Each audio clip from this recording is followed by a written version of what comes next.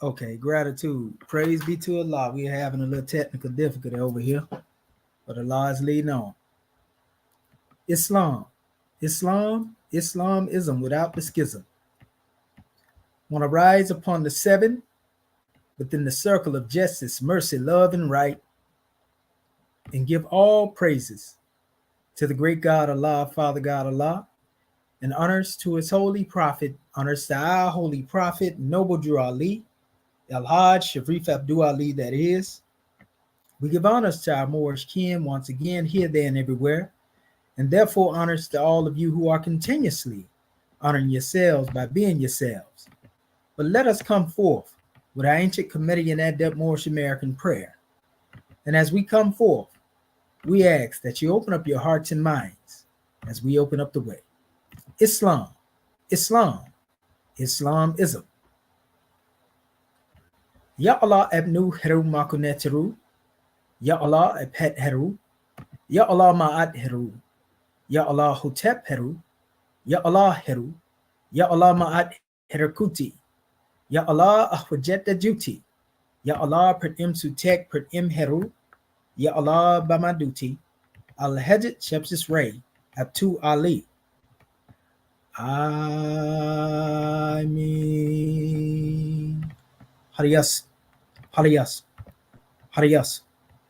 And that is to say, Moorish kin in transliteration, O Allah, the Father of the universe, O Allah, the Father of love, O Allah, the Spirit of truth, O Allah, the Spirit of peace, O Allah, the Spirit of freedom, O Allah, the Spirit of justice, O Allah, you are my protector, O Allah, you are my guide, O Allah, you are my salvation by night and by day, O Allah, through your holy prophet, O Allah, Drew Ali. Amen. Holy Yissa, Holy Yissa, Holy Yissa. Islam, Moorish kin. And now we come forth before you with the divine constitution of Moorish America. Salvation, our God, unity. The seven supreme constitutional acts of law. Act 1. The Grand Sheikh and the Chairman of Moorish America empowered to make law and enforce laws with the assistance of the Prophet and the Grand Body of Moorish America. The Assistant Grand Sheikh is to assist the Grand Sheikh in all affairs, if he lives according to love, truth, peace, freedom, and justice, and it is known before the citizens of Moorish America. The bylaws. Act 2. All meetings are to be open and closed promptly, according to the Circle 7 in love, truth, peace, freedom, and justice. Friday is our holy day of rest, because on a Friday the first man was formed in flesh. And on a Friday the first man departed out of flesh and ascended unto his Father God Allah. For that cause, Friday is the holy day for all Muslims all over the world. Act 3. Love, truth, peace, freedom, and justice must be proclaimed and practiced by all citizens of Moorish America.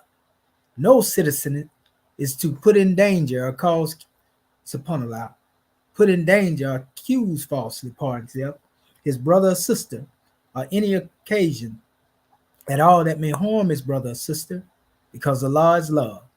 Act 4.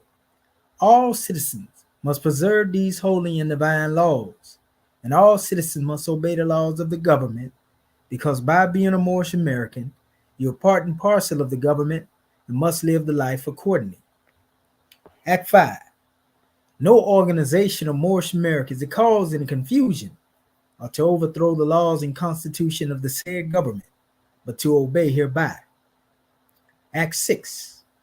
With us, all citizens must proclaim their nationality, and we are teaching our people their nationality and their divine creed, that they may know that they are part and parcel of this said government, and know that they are not Negroes, colored folks, black people, or Ethiopians, because these names were given to slaves by slaveholders in 1779 and lasted until 1865 during the time of slavery. But this is a new era of time now, and all men now must proclaim their free national name to be recognized by the government in which they live in the nations of the earth. This is the reason why Allah, the great God of the universe, ordained Noble Drew Ali, the prophet, to redeem his people from their sinful ways, The Moorish Americans are the descendants of the ancient Moabites, whom inhabited the northwestern and southwestern shores of Africa. Act 7. All citizens must promptly attend their meetings and become a part and a partial of all uplifting acts of Moorish America. Moorish Americans must pay their dues and keep in line with all necessities of Moorish America, and then you're entitled to the name of faithful. Husband, you must support your wife and children. Wife, you must obey your husband and take care of your children and look after the duties of your household. Sons and daughters must obey father and mother and be industrious and become a part of the uplifting of fallen humanity. All Moorish Americans must keep their hearts and minds pure with love and their bodies clean with water. This divine covenant is from your holy prophet, Noble Drew Ali, through the guidance of his father God Allah. Prophet Noble Drew Ali, peace and blessings be upon him, founding father and framer of the divine constitution and bylaws of Moorish America. And now that this meeting has been opened according to the triune acts, Acts 1, 2, and 3 in love, truth, peace, freedom, and justice, we say Islam, Islam, Islamism. The providence of Allah is ever all his works. He ruleth and directed with infinite wisdom. He had instituted laws for the government of the world. He had wonderfully varied them in all beings, and each by his nature, conforming to his will. Shemotepu Moorish kin. Peace and love.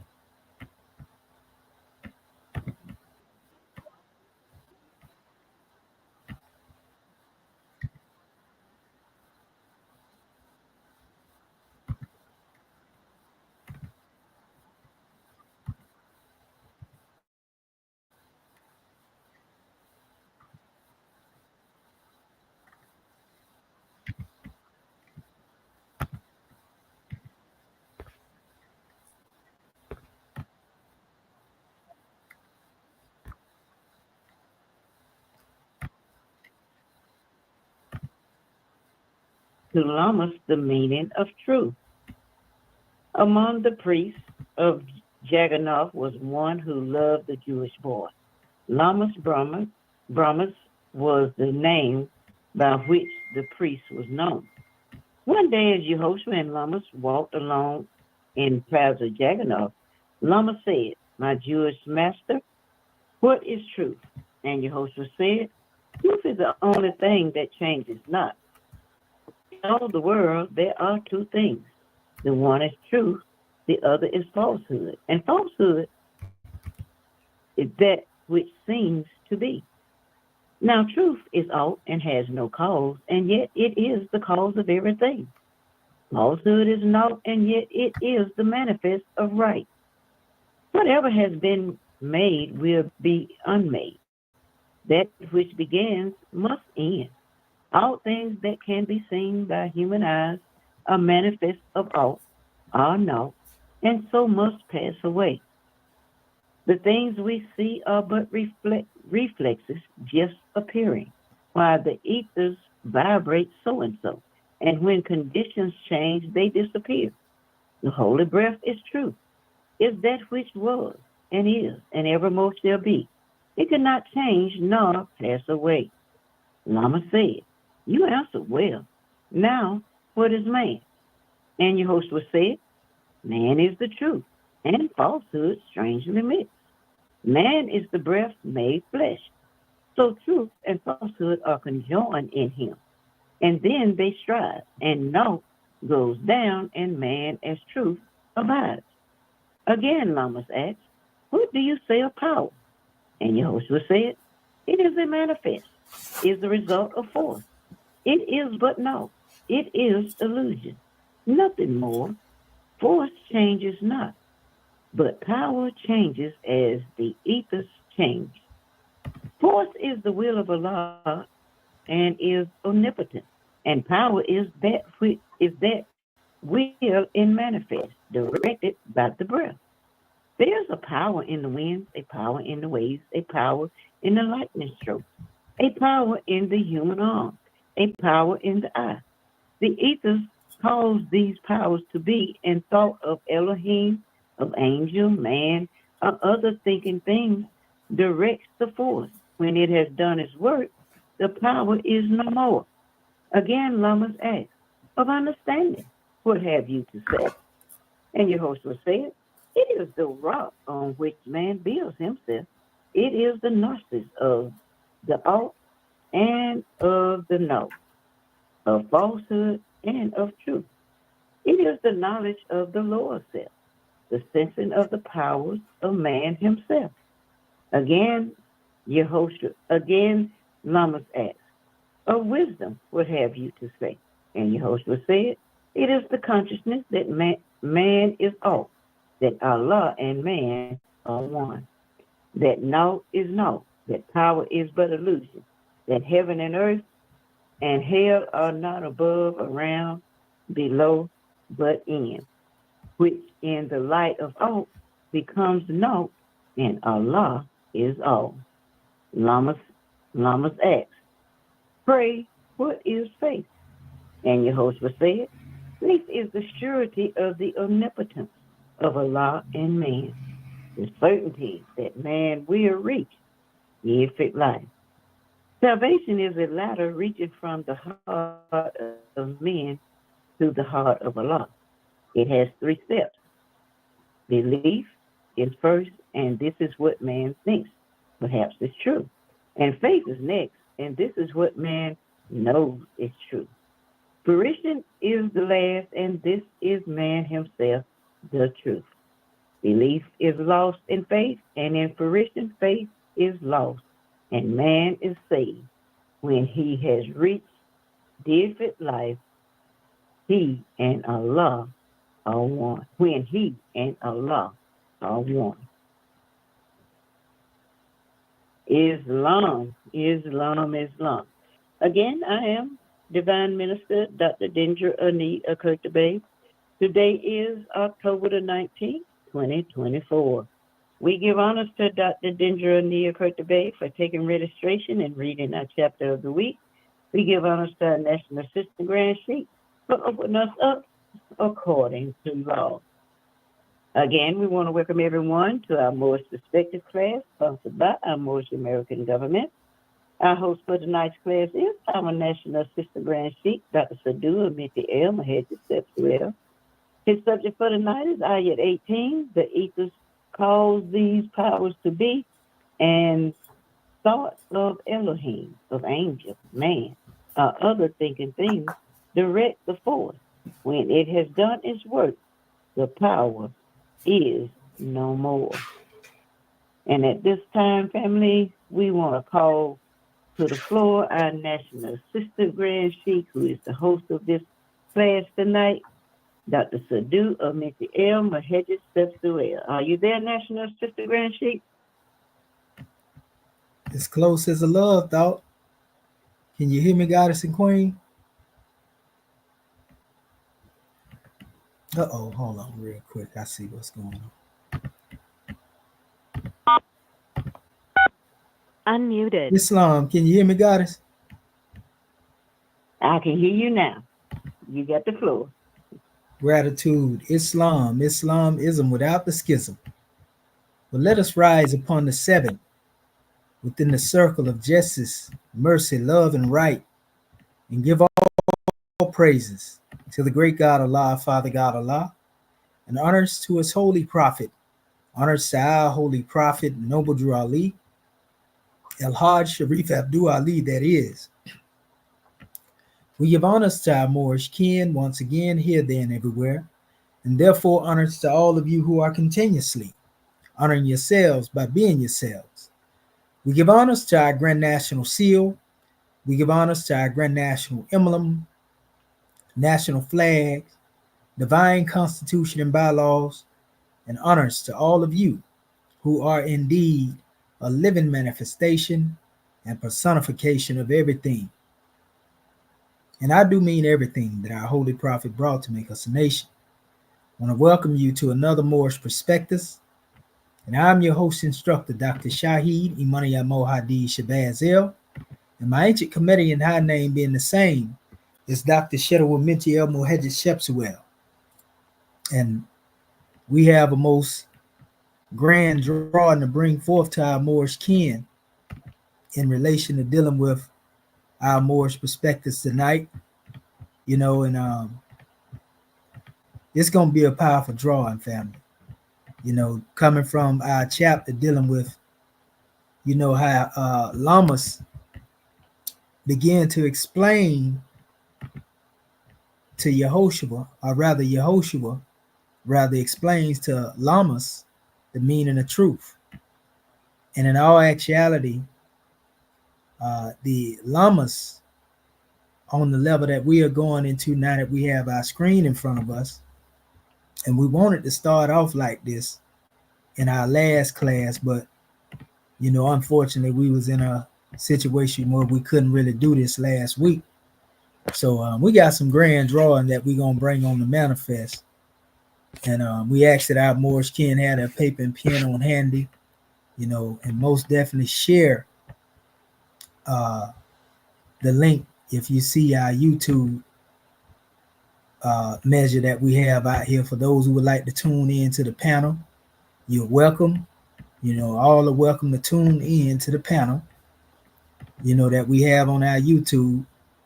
All you got to do is check your email, and there's a link in your email to the panel, you know. So if you want to come forth and let your voice be heard by Moorish America, you know, at home and abroad, then all is well. You know, we got some grand drawing to bring on the manifest. So our subject title is coming from Ayat 18. And we are making reference to this drawing that deals with the ethers cause these powers to be in the thought of Elohim, angel, man, or other thinking things direct the force. When it is done its work, power is no more. We're going to go into the ancient committee and understanding of this. We know that if we go back to ayats, we are told force is the will of Allah and is omnipotent. Power is that will and manifest directed by the breath. If we know anything about the symbolism in the white fez and the degrees that entail to it, we know that these actually deal with what is called in creation. There's a comparison, people. As it is above, so it is below. As it is within, so it is without. So when we deal with the cosmos or the universe, that is equivalent to what is above your neck. So the macrocosm is the universe, and the microcosm is yourself. And within you, you have a unity of verses, so to speak. You know, that's where the multiverses actually exist, so to speak, above your neck.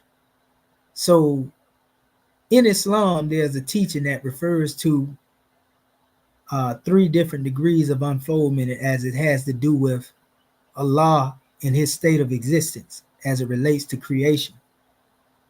And it is referring to what is known as, you know, omnipotence, his omnipresence, and omniscience or omniscience. We can look at it from that aspect. You know, and these things have to do with a link between us and our Creator. In the Grand Quran, it says that he established the heavens, the 7 heavens, and then he rose. You know, there's what is referred to as his kursi, his arsh, and istawa. You know, and the arsh, so to speak, represents, you know, the seat, and the kursi, a curse, you know, all of it is a part of his throne. You know, they would use the term, you know, footstool, they, you know, all these different measures. But in all actuality, it all refers to his throne. But istawa mean he rose above his throne. And that's mentioned in the Grand Quran in the Arabiya. When I say Arabiya, I'm talking about Arabic, family. We're not trying to use fancy terms to alienate our people. You know, so istawa mean he rose. So Allah is not sitting on the throne. Allah is actually elevated even beyond the throne. So the throne actually has to do with that which is connected to his will and his power. You know, so the kursi and the arsh being portions of the throne, represent the place from whence he executes his power and his will. There's a drawing in the book of Daniel, I want to say chapter 7, and it deals with when the throne was first established. It even speak of that in some of the hadiths as well. We would call that a hadith the Kursi, Qudsi part itself, which is a holy hadith, because this is just repeating something that's in the Quran. But yeah, in the Piscean records, there are certain things that correspond and coincide with certain things in the Quran. It shouldn't shock us. We just know the Piscean records have been, corrupted, whereas the Grand Quran has been preserved a little bit more. And so when you see the omnipotence and the omnipresence, or the omniscience or omniscience being referred to, this is referred to as the powers basically of the will. When you get to talking about wisdom, will, and love, all of this is referring to that. You see? So when we go into this measure tonight, going back to our chapter with all of that I just said, when we hear force is the will of Allah, we should think of that which relates to his arsh and his cursive. Allah is not his will, he enforces his will. Through deific tie, we become one with Allah by becoming the will of Allah, so to speak, right? And again, this goes into the omnipotent or the omnipotent and the power. And then the will is manifest directed by the breath. And same way that the breath was directed, for example, since we're talking about the universe and creation, if we go into the book of Genesis, and it say in the beginning, there was darkness without form, and in the void, darkness upon the face of the deep, and the Spirit of God moved upon the face of the waters. Spirit and holy breath is synonymous with being the same. So just as you had the Spirit moving on the waters in the beginning of creation, we have also a holy breath that is able to churn, our consciousness, into a divinity of God presence. And so just as the great God was able to call life into existence out of nothing into something, we ourselves are able to demonstrate the same powers when it comes to our consciousness, having at one time not know anything. And then we grow and we mature, and our minds mature, our consciousness matures, and then we too can begin to enforce our will and call life into being after having been unconscious. None of us can tell you exactly what we were doing while we were within the matrix of our mothers. We can't tell you what we was doing within the womb. And it's the same thing as it has to deal with life being brought into existence in the very beginning as it relates to the universe. We can give you a description that is based upon what has been left behind in the records, the emerald tablets, the Asher Hillis, as they like to call it, are the book of Barashet, Genesis.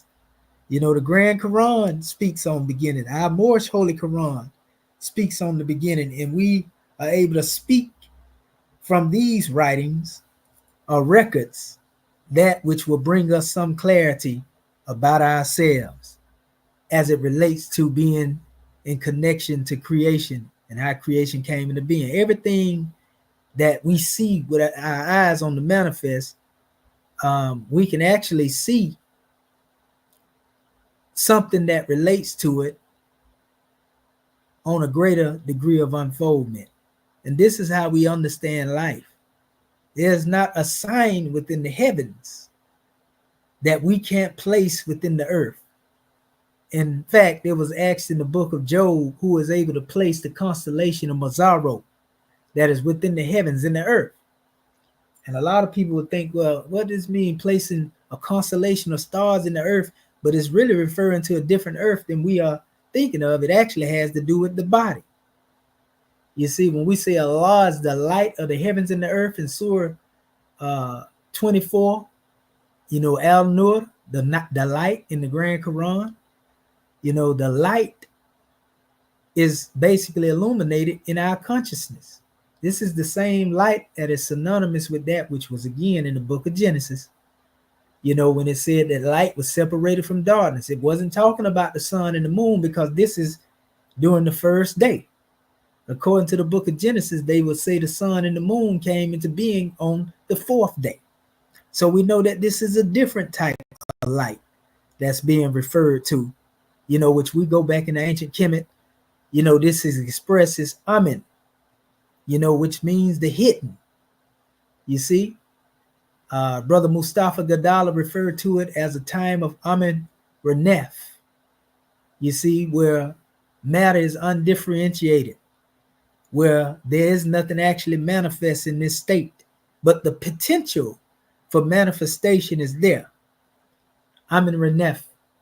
But when we say Amen Ra, then we're talking about that which was hidden that has become manifest. Ra represents the manifest. So in other words, this is light coming out of darkness, light that was already in the darkness, but hidden, it has become manifest. You see? And that's where we go back to when we talk about separating the light from the darkness. In this particular time, whether we know it or not, in the Piscean records, since we're talking about the thought of Elohim, Elohim is the word that is used in the Hebrew text. And Elohim, is the word that's also used when it says, let us make man in our image. The word is used all throughout the book of Genesis.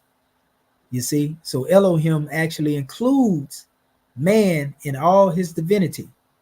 The greatest symbol to be given, if you ever seen symbolic plane spheres that have been drawn in many esoteric, symbolic writings, you will see where they show, or even in the book of Revelation, there's a reference speaking of, the eagle, the lion, the ox, and the man. And we know that these symbols go all the way back to Kemet. We can see, the hawk, having the hawk with the head of a human body upon a human body, or vice versa, a human head, upon the hawk. But nevertheless, all of this goes back to the family of eagle, falcon, all that you want to put in there. So we have eagle, then you have the lion. We have the head of the lion upon the body of man and woman, and then we have the ox, they have the cow and the ox, between man and woman, dealing with duality, if you want to look at it from that aspect. And also man. So we have E for eagle, L for lion, O for ox, and M for man. That's ELOM, Elom, right? But there's a principle between that ELO, and it is he. Sometimes you will see it as who, ha, or hey. These are signs and symbols, we can say expressions of power. If one is able to properly express themselves in a toneful way, let's put it that way. This is not something to play with, or this is not something to take lightly. So the he that is present between the ELOM is nothing more than the great God. There's symbolism in Paleo Hebrew, where it shows this same demonstration, family. In the YHWH, or some people say Yod Hey Wav Hey. If you look at the symbolism in there, that he represents the presence of divinity. That's the holy breath. You see, that's what caused the powers to be. So this is the actual vessel that's working through, these different expressions of what we would really call cherubim and seraphim. Because if you look at the images that they give to the expression of cherubim and seraphim in the book of Genesis or any other book, like I say, symbolic books or esoteric books, you will know that the Elohim were expressed in the same way, mostly like we said, with that of the head of some type of bird, they say eagle in the Piscean records, falcon in ancient Kemet, or the hawk, and also again the lion, the ox, and the man, and these have been depicted in different writings. If you look at sometime when they put out their cherubims with wings, and we understand that seraphim, cherubim, angels, and men spoken of in chapter 1 of our Moorish Holy Quran, these represent states of unfoldment in consciousness. Hear now, ye cherubim, ye seraphim, ye angels, and ye men. You see? So we are more than just this physical body, more than just mere men. Though we are a thought of Allah made manifested in human flesh, the human flesh is not the thought itself. The human flesh is a vessel for the thought. You see?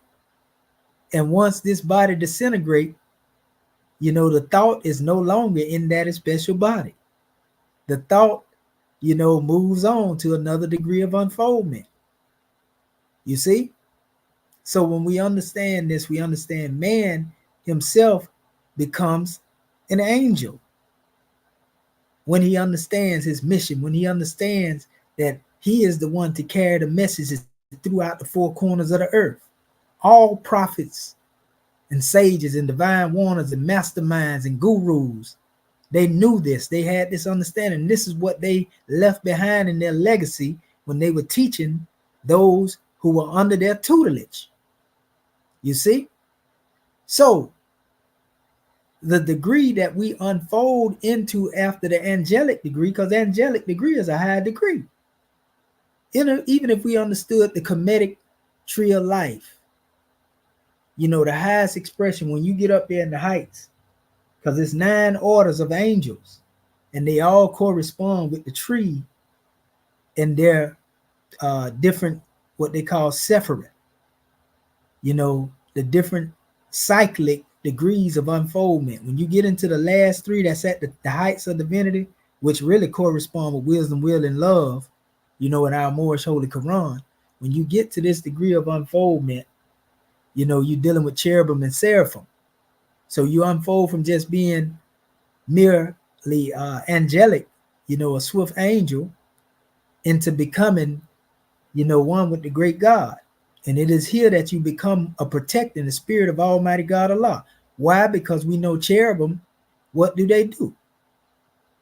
Under the guidance, of the stars, and the powers, this represents protection. But then when you get to the seraphim degree, then we come into the spirit of the Almighty God Allah. So instead of looking at these things as just something that's outside of you, you have to recognize these as states of consciousness that you can unfold through when you become a master of the self. These lessons I don't claim to be a master of, but I'm striving to master myself. But I do understand the workings, of these special measures, and that's what we have to understand before we can get into any particular type of apparatus and know how that apparatus actually operates. We have to study, and that's what we have to do, study the self. And once we know how the apparatus operate, then we can enter the apparatus and begin to take our journey, so to speak. And some people call this being in the Merkaba, the Mirror Kaaba. Think about that right there. Mirror, love, light, Ka, soul, Ba, spirit. See? So when we look at this, love, light, soul, and spirit, This is what we getting at. This is what we talking about when we get into talking about force being the will of Allah, in its omnipotence, and then being able to manifest by means of the power, and directing the breath. You can't demonstrate this by means of the breath of death. And in fact, if our intent is to do any harm to anyone, it's best, that we not put our hand on this special gospel plot, because it'll tear you up. There's power in the winds, we are told. There's power in the waves. There's power in the lightning stroke, a power in the human arm, a power in the eye. We hear this, but do we really believe? And that's the lowest degree, because you got to come into fruition. Have we come into the fruition of the thought of knowing, yeah, there's power in the wind, but where is it? Yeah, there's power in the waves, but where is it active at? Yeah, there's power in the lightning stroke, but where is it active at?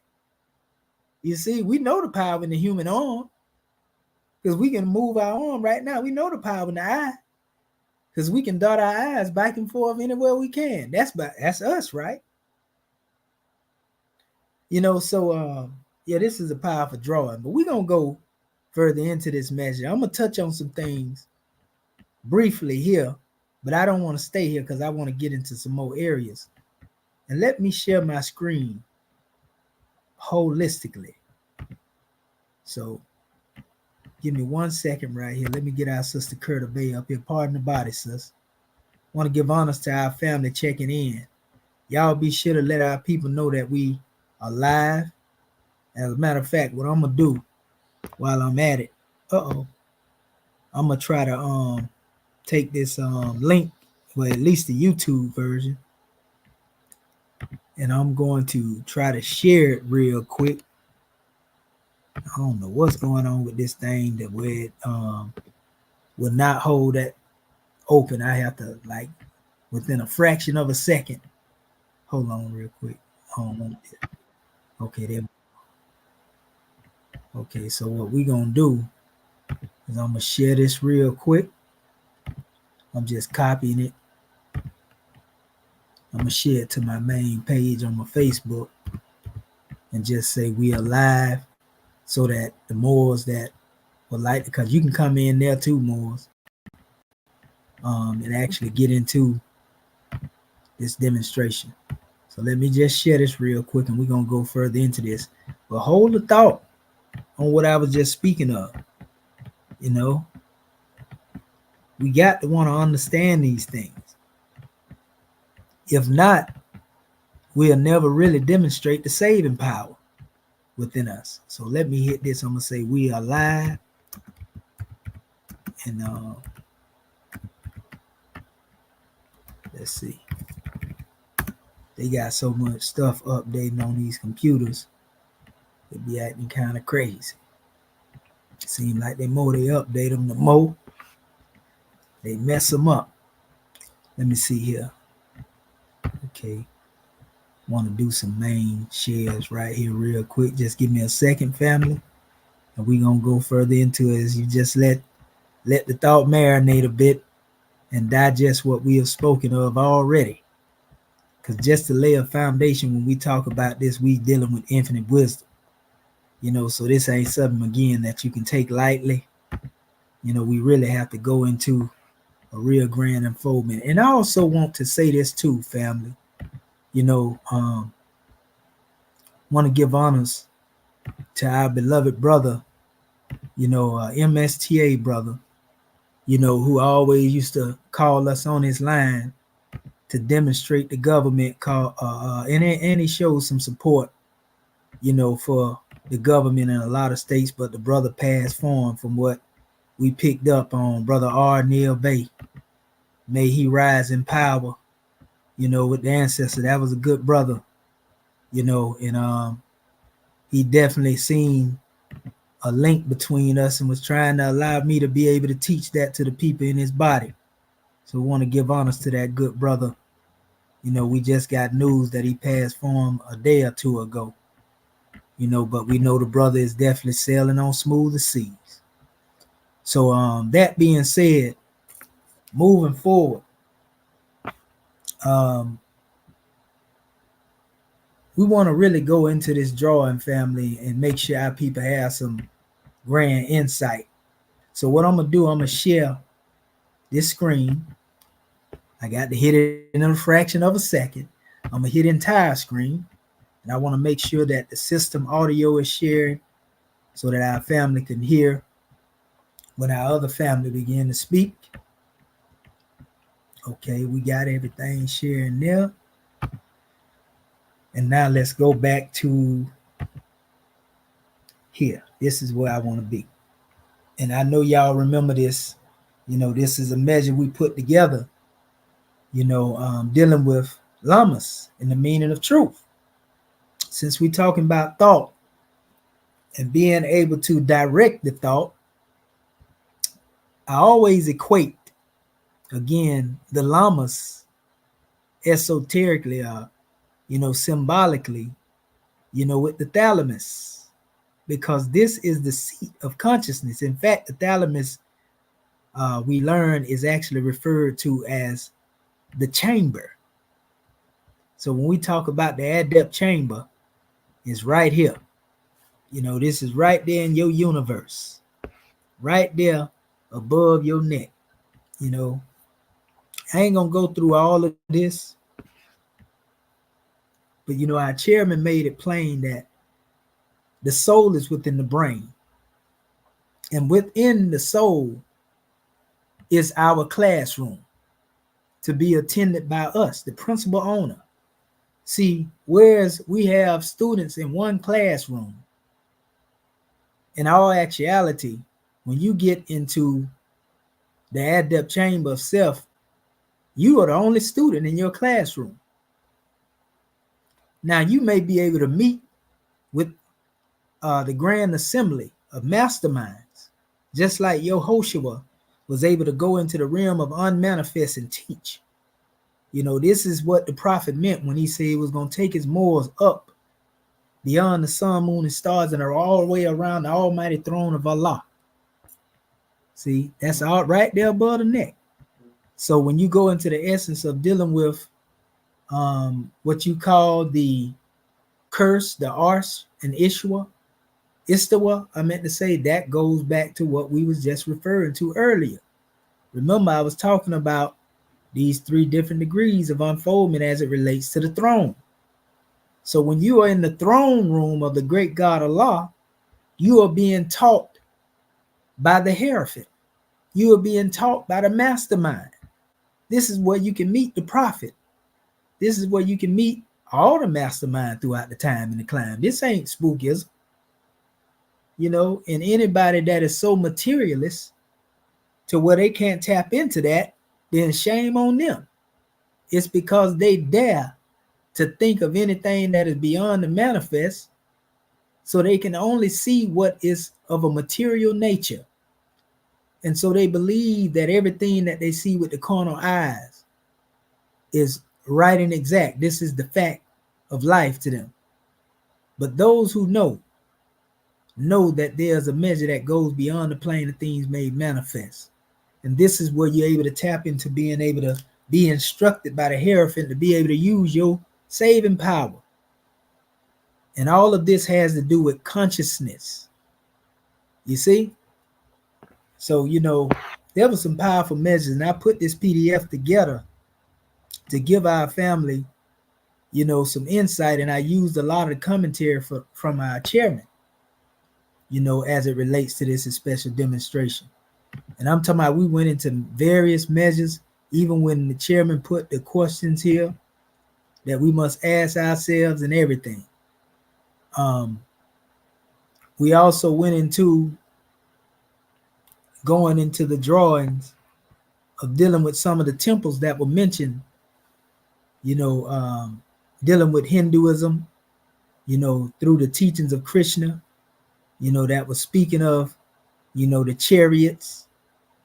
We already know about the ones that didn't have altar fires, empty chariots, and And this was really talking about a soulless individual. You know, Juggernaut in this text relates to the Lord of the world. We know the great God Allah referred to in the Grand Quran as the Lord of all the worlds. That means plant, mineral, beast, protoplasm, everything. So it is through you, the vessel, that the great God Allah allows, you know, these powers to become active. So you can't be passive in your thinking and think you're going to manifest nothing. You got to be active in your divine thought to be able to tap into what, if people are paying attention and they're looking at the screen now that I have in front of me, tap into being able to use the potential of your God spot. You know, this is actually the crown chakra. You see above the ajna. See, this is the crown chakra, family. The heights. This is the throne. That's where it is. There's some research you can do on the God spot. So if you look in here, I have a picture speaking of the ancient Egyptian Buddha. And next to it, you see the definition of thalamus. And as I spoke a few minutes ago, if you look, it says from Hekapta, or from the Coptic language, thalamus actually means chamber. Now, it ain't strange, you know, Hekapta, or Hekapta, we're going to get into that word Heka in a minute. You know, this word is a Kemetic word, chamber, or the meeting place. So we say, where's the nearest place you can meet him? When speaking of the great God Allah, within the heart. And it's not talking about the blood pumping organ. It's talking about a seat of consciousness. So the thalamus also plays an important role, we are told, in regulating states of sleep and wakefulness. We're going to touch on some of this sleep and wakefulness and the importance of this, because this is your training ground. States of sleep and wakefulness. Make no mistake about it. It says thalamic nuclei have a strong reciprocal connections with the cerebral cortex, forming the thalamocortical and thalamic circuits. For those who don't know about the cerebral cortex, you know, this is connected to, if you look at that maze-like pattern in the brain, was going in all type of different directions, you know, like a pathway. You know, this is where the circuits are active at, you know, and the neurons, once you fire them up, you know, the whole brain becomes enlightened. But that comes from the center, the same thing that we're talking about in the chamber. You know, in other words, the temple got some altar fires. You know, it ain't empty. You know, you ain't no empty Carter Krishna being pulled along by every wind, you know, of calamity. You know, you actually are active and you're not passively suffering. So it says the thalamus plays a major role in regulating arousal, the level of awareness. You know that you are actually aware when you're sleeping? Oh, that's baby talk right there, right? But it says it deals with the role of regulating arousal of level of awareness and activity. So this is what the enlightened Buddha comes into play, right? Enlightenment. Damage to the thalamus can lead to a permanent coma. Think about that. So if the thalamus has to do with regulating arousal and level of awareness of enlightenment, when you damage, you know, the thalamus, this can lead to you being in a permanent state of mental slavery. You can be dead in the head. You see? So it says, what are lamas in Buddhism? Lama in Tibetic Blama, which means superior one. So the superior part within the brain is the seat of the thalamus. This corresponds with that which has to do with your thinking power. Remember, if it's damaged, then you dead. And ours most definitely have been damaged because somebody was successful at, they couldn't really erase, the data there. And in fact, that's actually the greatest library archive. They couldn't really get rid of that. But they placed a blockage there so that you couldn't see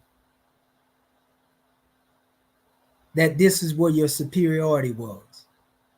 This is where your grand idea was that precludes to monotheism, oneness with you and the Creator. So they begin to teach you a doctrine that segregated you from the Creator, separated you from the Creator. And therefore we begin to gratify the lower self. You see, and that which was only on the manifest, unfortunately, terrible. So originally, it says also, this is in Tibetan Buddhism, the Brahma or Lama is a spiritual leader. This is why we tell you that your hierophant is above your neck. Your adept instructor is above your neck. Under the religious corporation, we believe that an adept instructor was a man. And that was it. But the true adept instructor is within. And even a man who is in this seat of trying to teach one how to be an adept will be directing one to the leader within.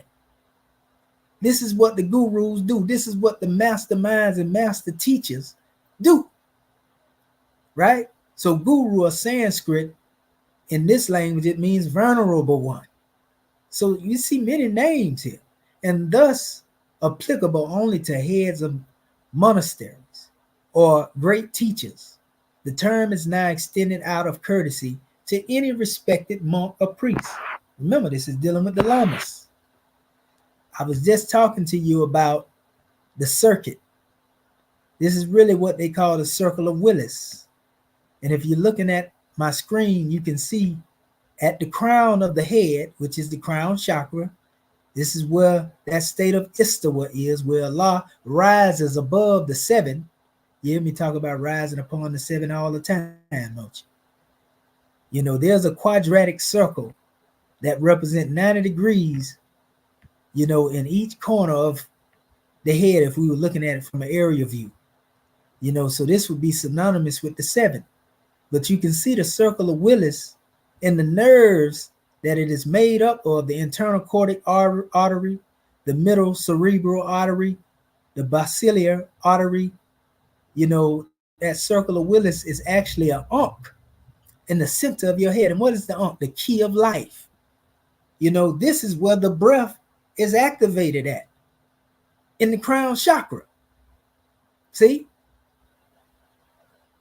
The ankh that you have that is made of gold is symbolic to the true ankh that is above the neck. That is true gold when it deals with spirituality, because we know the whole goal of man is to change his base nature into a nature of divinity. What is alchemy? The ability to transform base metals into gold. So when we are able to transform our base nature into divinity and reach the circle of Willis, i.e. the key of life, the ankh, which is the key, then we can unlock the treasures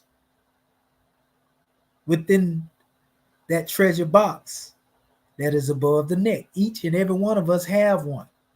None of us are lacking this. So we all have the potential to be the greatest that there is to be within ourselves, or tap into the highest Allah ideal. It also states here, I had to be real careful when I was putting this together, because I wanted to make sure that even the most layman in thought would be able to get what we're trying to show our people. We want to show you a working knowledge and not just philosophize. We are giving you keys, not just to sound good or to speak over your head. We're really trying to give our people some instruction, that can't be told in words per se, but only keys that you can utilize by taking out the time to try to activate the saving power. Many of us talk about it. We philosophize about it. We talk about it. But how many of us are actually exercising our divinity to open up and reach this state of consciousness? Knowing is half the battle. So the optic thalamus, meaning light of the chamber, is the inner or third eye situated in the middle of the head. It connects the pineal gland. Remember in the Piscean records, Jacob wrestled, with God, they say, right, at Mount Peniel. And the pituitary body, the optic nerve, starts from the eye, single. When the eye is single, the whole body is single and full of light. Remember, we was talking about that earlier a few minutes ago, right? The amount of light a person is holding is in fact reflected through their eyes.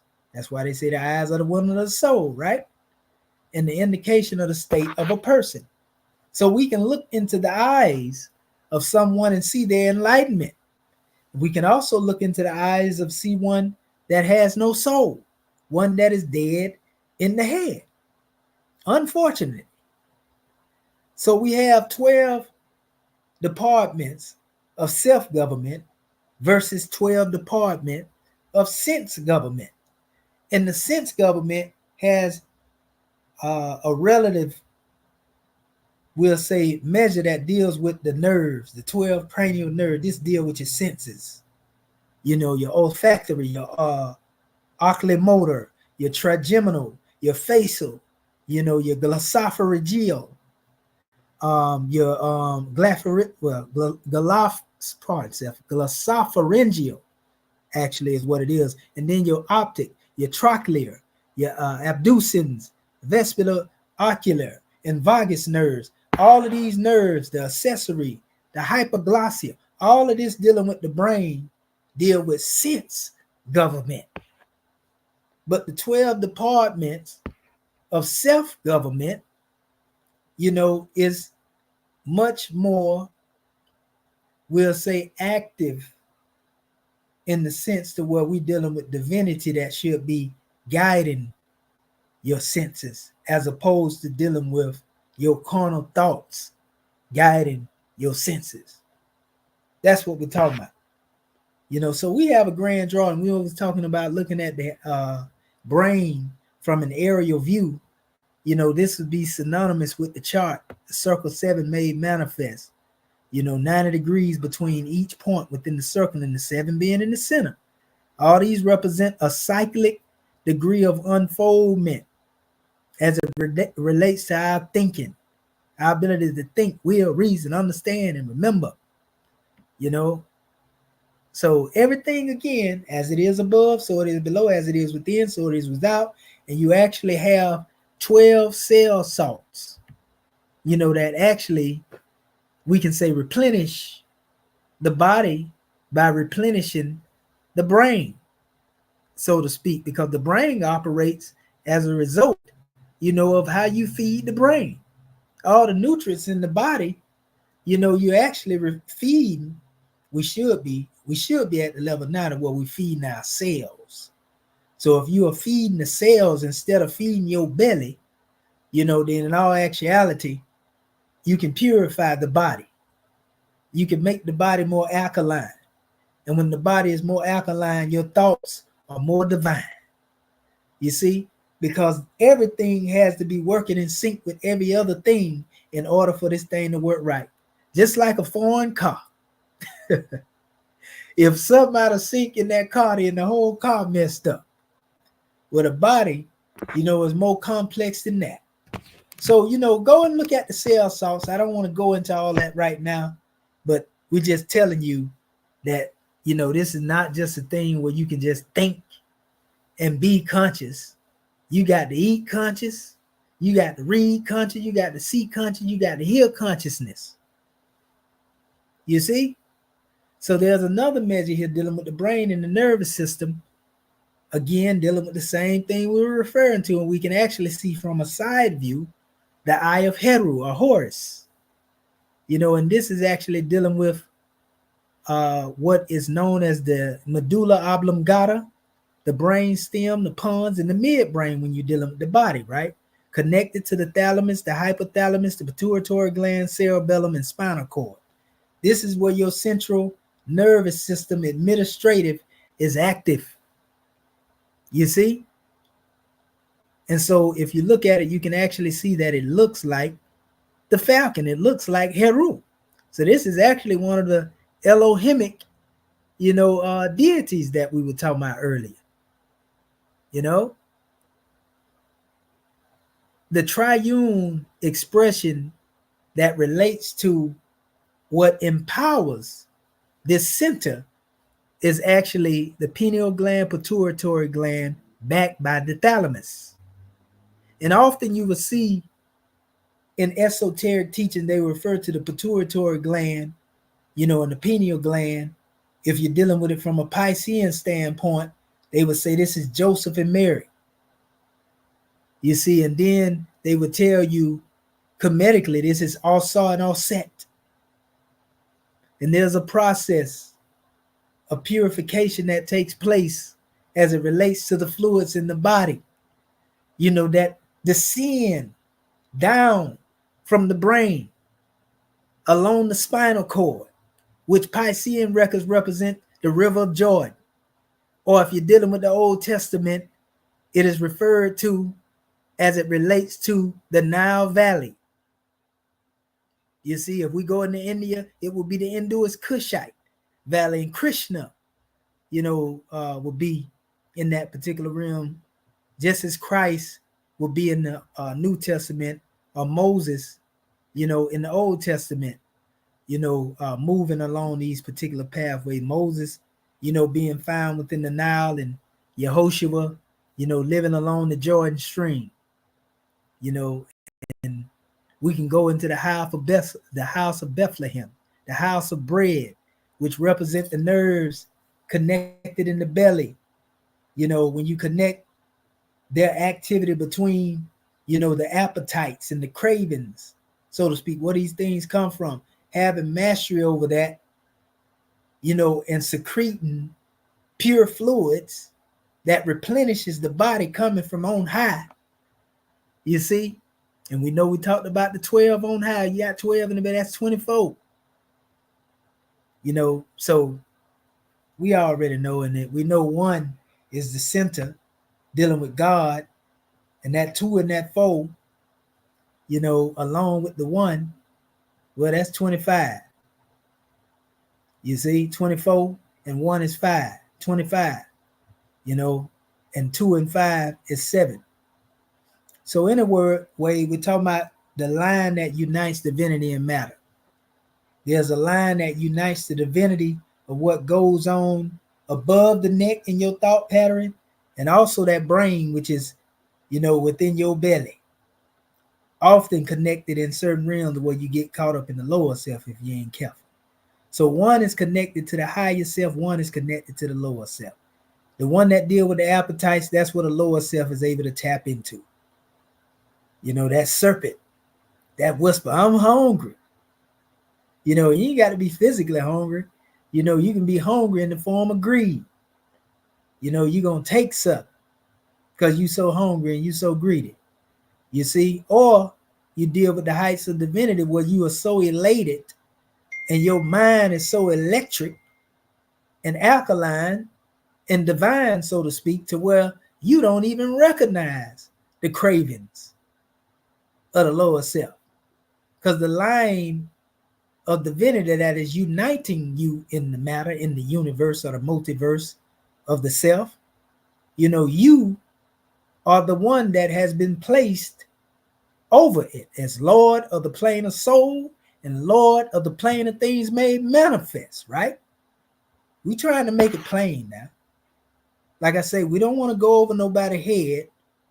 We ain't trying to philosophize. We really trying to make it plain. So we can see also the pawns in this picture, as it relates to, and they call these pyramids in the brain. There are pyramids in the brain, right? And there's also a breakdown that relates to the king's chamber, the coffer, the grand gallery, and this is in that medulla, the pons in the midbrain. Same thing that we're dealing with here. Why is it that most of the things that are dealing with what's inside your head, why is it that these things are so connected to ancient Kemet? Why is it that they are not only connected to Kemet in and of itself, but we're talking about the great plateau of Giza? You see, right there within your head, above your neck, your chamber, queen's chamber, king's chamber, all that. You think that's by chance? So then we have the scarab beetle, which is very sacred to ancient Kemet, located when looking up from the bottom of the thalamus, where we can see what it looks like. This is looking at your brain. If you were standing up under a brain and had one above your head, what you would see. Up under that, because we know the Ankh is looking at it from the top, the circle of Willis, but looking at it from the bottom, you know, it looks like the scarab beetle with wings. You see? And you still see your thalamus, the location of pituitary gland, the thalamus, you know, left and right, you know, cherubim and seraphim, corpus callosum, left and right, and the location of the pineal gland.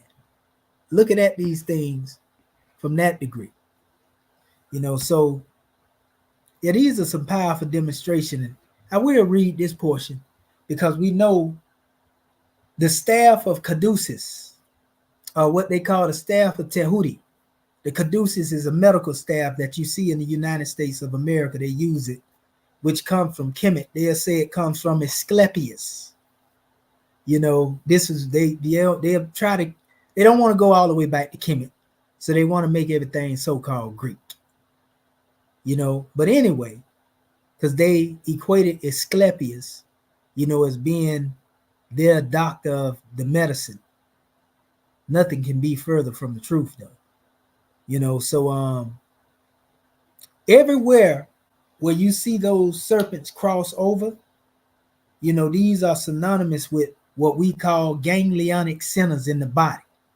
You know, these are where your chakras are active at. If you're looking at the picture now, you can see it. Everywhere they cross over, that's where the Ida and the Pingala, you know, which is referred to in the teachings of India, the teachings of Hinduism. These two cortoid veins coming, you know, up under your jaw, you know, they cross over all the way down around the spine till you get to the base of the spine. And these are actual chakra points. So don't let nobody tell you that the chakras are something that's made up. The term chakra is used now, and the different degrees that they are referred to are used in the text, you know, of religion or the text of belief under many different names. 7 candlesticks, 7, you know, candlestand, the menorah. Whatever term you want to use based on whatever book you're dealing with. You know, symbolically, these things refer to the ganglionic centers. That's the medical term, the scientific term. Ganglionic centers in the body, if you believe they don't exist. This is where your energy points at. They are part of the system of what we call pressure points. You know, and if you know anything about acupuncture and acupressure, then you know 360 degrees. You know about the 70,000 nadis within the body. Just as it talks about 70,000 angels that go around the throne, you know, in the holy city of Mecca. You know, and symbolically, when you get into Sufism, you find that true Mecca is above your neck. You know, this is what is referred to as Sidrata Muntaha, you know, or the lotus tree of the utmost valley. That's where Muhammad was taken for his initiation by Angel Jibril. He was shown milk and honey, the land of milk and honey. He was showed the Nile Valley civilization, which means that he was being initiated by an adept. I'm trying to take it slow, but I want to make myself plain and clear. I want to speak with clarity on it because we don't want nobody to think we just talking. Because I done kind of deviated from what my pictures is, and this is what's coming at me now. Didn't intend to go here, but somebody need to hear it. Maybe somebody was reading in this area, and it may give them greater insight. So I done just got out the way, and I'm just letting the ancestors guide me at this time. But what I will do, I'm going to read this little portion here. It says, the science of enlightenment. Natural man or natural things must be raised from the level of natural to supernatural, or order to realize new concepts that lie waiting for recognition above the solar plexus. Above the solar plexus, family, this is above the sun, moon, and star. Anybody know about the chakra charts, know about the sun having the crescent moon inverted, where it looked like horns. It's actually cradling the sun. That's the heart chakra. So when the prophet raises one up from there, the only place you can go is to, the heights of the caduceus, or the heights of the staff of Tehuti, which is often the true sun. That's that enlightenment of that light I was talking about in the seventh day, which is really the first day of Genesis. Y'all seen the picture of the serpent biting his tail? The head represent day 1, the tail represent day 7.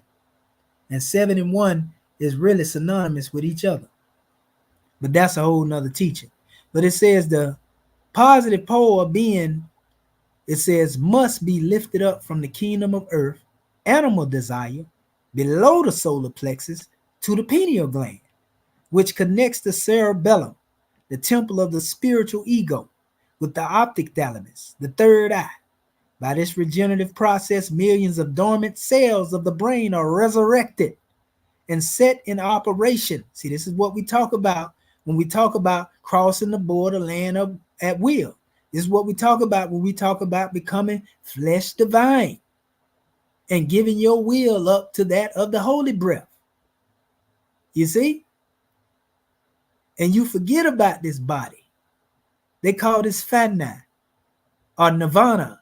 If you're dealing with Hindu, with fana and Sufism, the void, where you go beyond even your own thinking and allow divinity to think for you. And then man no longer sees through a glass darkly, but with the eye of spiritual understanding. To those who object to thinking of chemistry with astrology, the writer has to say, the cosmic law is not in the least disturbed by the negative statements of the ignorant individual. Those investigations of natural phenomena who delve deeply to find truth. Pay little heed to the dabble who says, I can't understand how the dendrocytes can have any relation to the cell salts of the human body. In other words, somebody that can't see their own divinity. Don't pay no attention to them. The sole reason that he cannot understand, listen, is because he never tried to understand.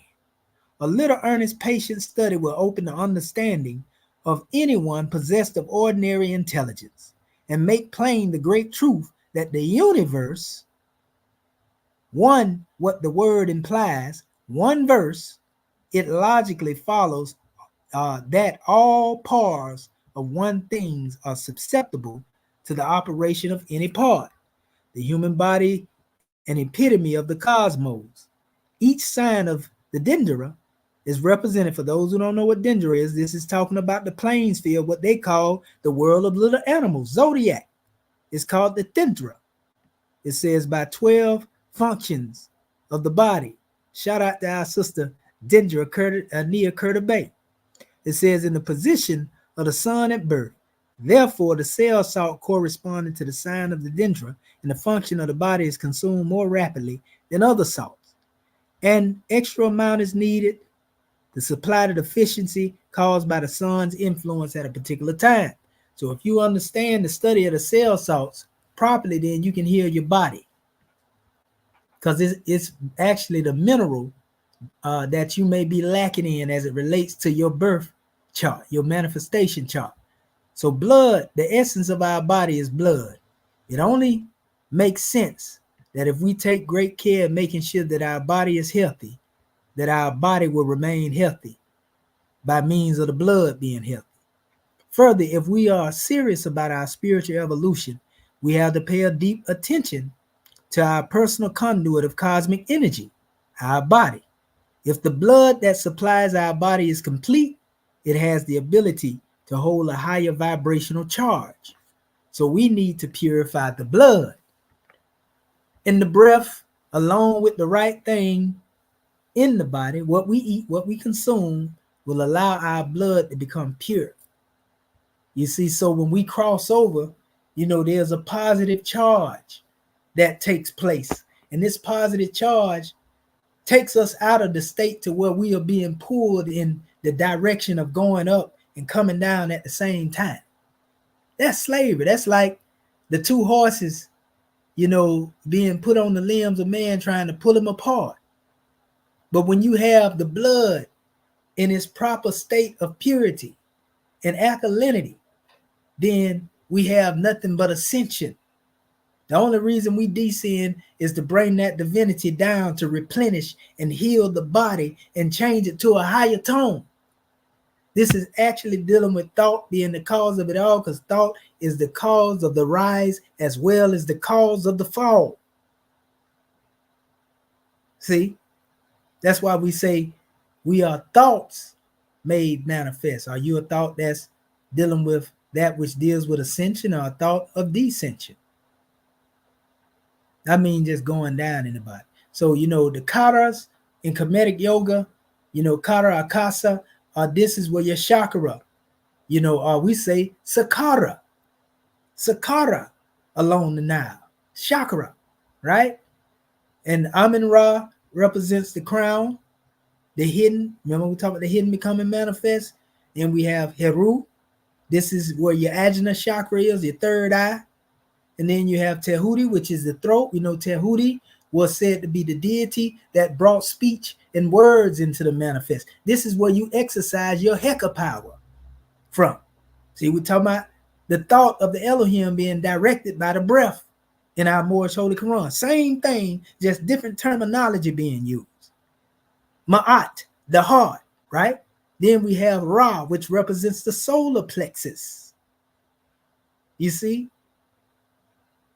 Het Heru, or Hathar. This is the sacred. Then we have Keb. Keb is root. People don't know Keb is said to be the father of Asa, but Keb is actually represented as the deity of the earth. The G is interchangeable with the letter K. So Keb is the root that is found in Akibalan, which is the name that was actually given by the Moors. So Akibalan, the root word is Kib, connected kemetically, and again, this is dealing with the earth, the heart of the earth, Akibalan. Now they call it Africa, right? So within the brain, there is a center that is known as the FES, or FES. This is the functional electric stimulation center. Look that up on your own turn in time. It says the oldest library in the world. The early brain development of what we call neurulation, the anlage of what they call the prethalamus and the thalamus, is induced within the neural tube. Data from different vertebrae, it says model organisms support a model in which the interaction between two transcription factors, FES and OTX, are of decisive importance. So this is, actual data, within the vertebra of different model organisms. So FES is expressed in the prethalamus, and functional experiments show that FES is required for prethalamus formation. Posteriorly, OTX1 and OTX2 are booked. The expression of domain of FES are required for proper development of the thalamus. The domain of the FES above your neck. See, it's a FES also when you get into dealing with the body. So these are some powerful demonstrations, family. And once you understand this, it's a grand drawing. And we had a breakdown too on some of the ayats in the chapter. Ayat 1 to be exact, dealing with the priest of Jagannath. We explained what that was earlier, dealing with the Lord of all the worlds. LAMAAS, said, my master was truth. And YEHOSHUA went to breaking this thing down to him, right? So this is really YEHOSHUA teaching himself, if he's instructing LAMAAS. When you become enlightened, you can be given a measure and be teaching yourself at the same time. Y'all know what I'm talking about. How many of you ever learned something while you were teaching something? But now you know what was going on. You was tapped into the LAMAAS. LAMAAS Brahmas, right?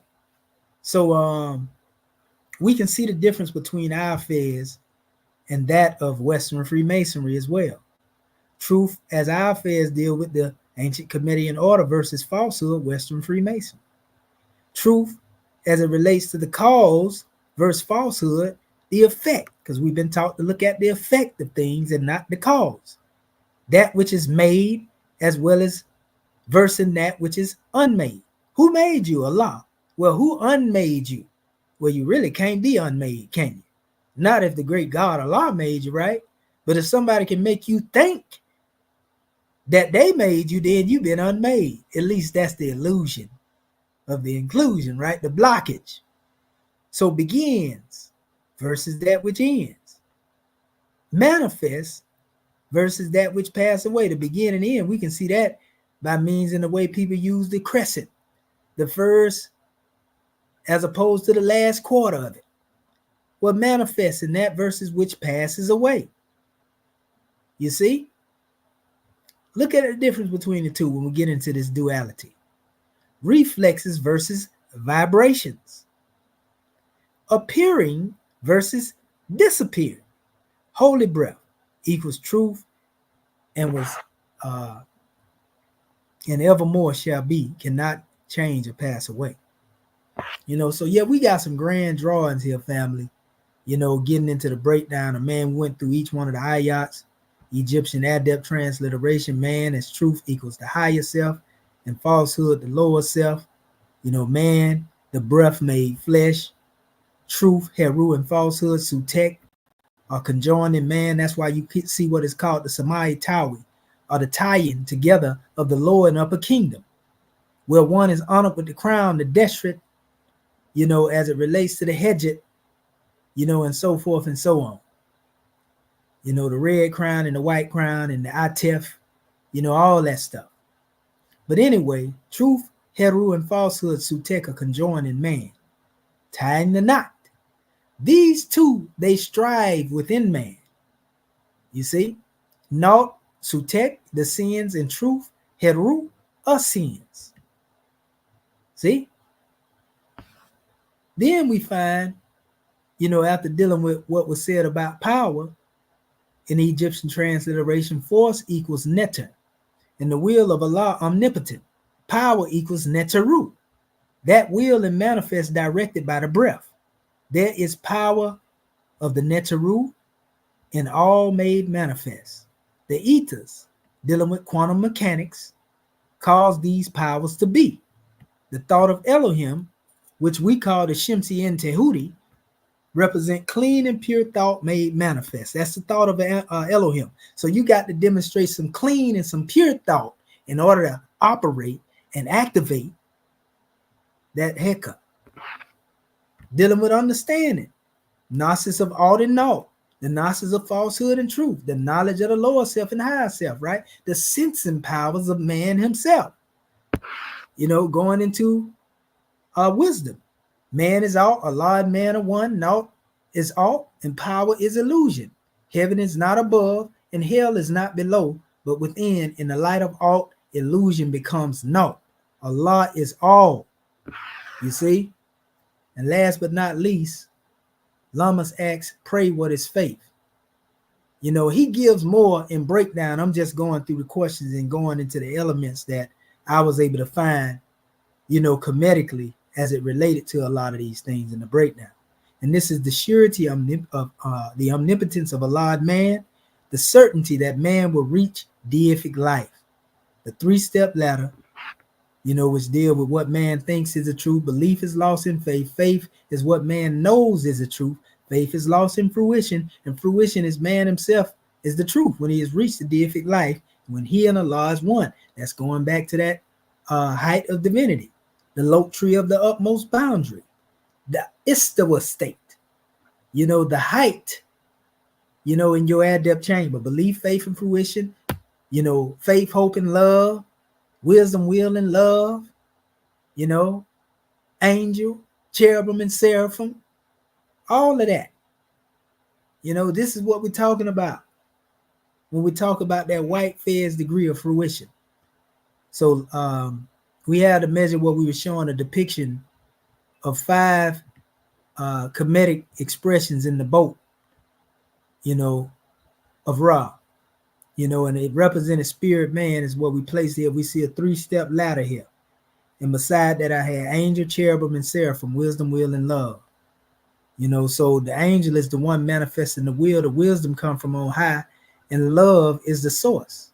This is the Egyptian adept ladder. If you're looking at it right now, you see it right there. So you got 5 above, and you got 5 below. Flesh divine, synonymous with a tree of life. You have 5 Sephiroth above and 5 below. So I ended by saying the chem esoteric man, which is the chemistry of man, chem esoteric man, Moorish American National, the omnipotence of man as it concerns his ministry, chemistry, and mystery. 3 degrees referred to in our Moorish Holy Quran as well.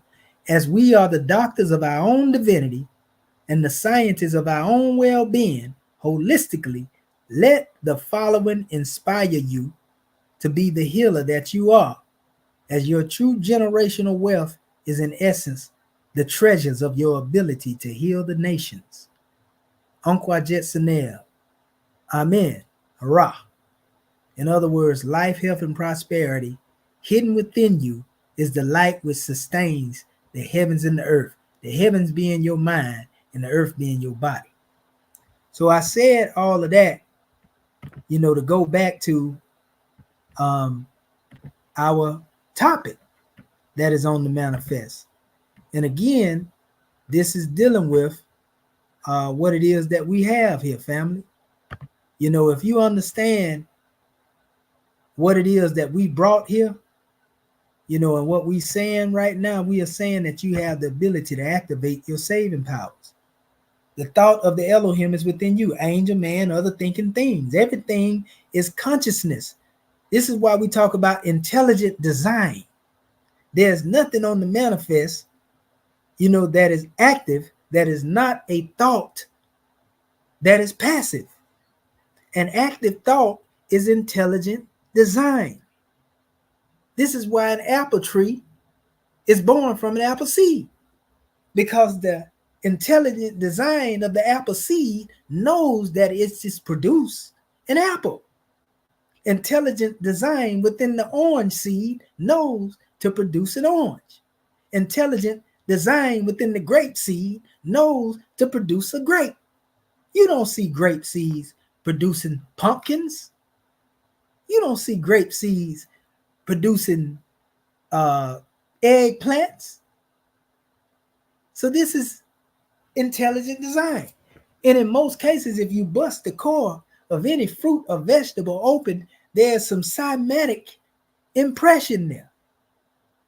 Whether it be the expression of a 6-pointed star, 8-pointed star, 5-pointed star. We can go from the degrees of 1, 3, 5, 7, and 9. Because if you're dealing with one, for example, a peach, the pith of the peach, it has 1 seed within the peach. So that's 1. Then you have those fruits or vegetables that deal with 2, 3, 4, 5, 6, all the way up.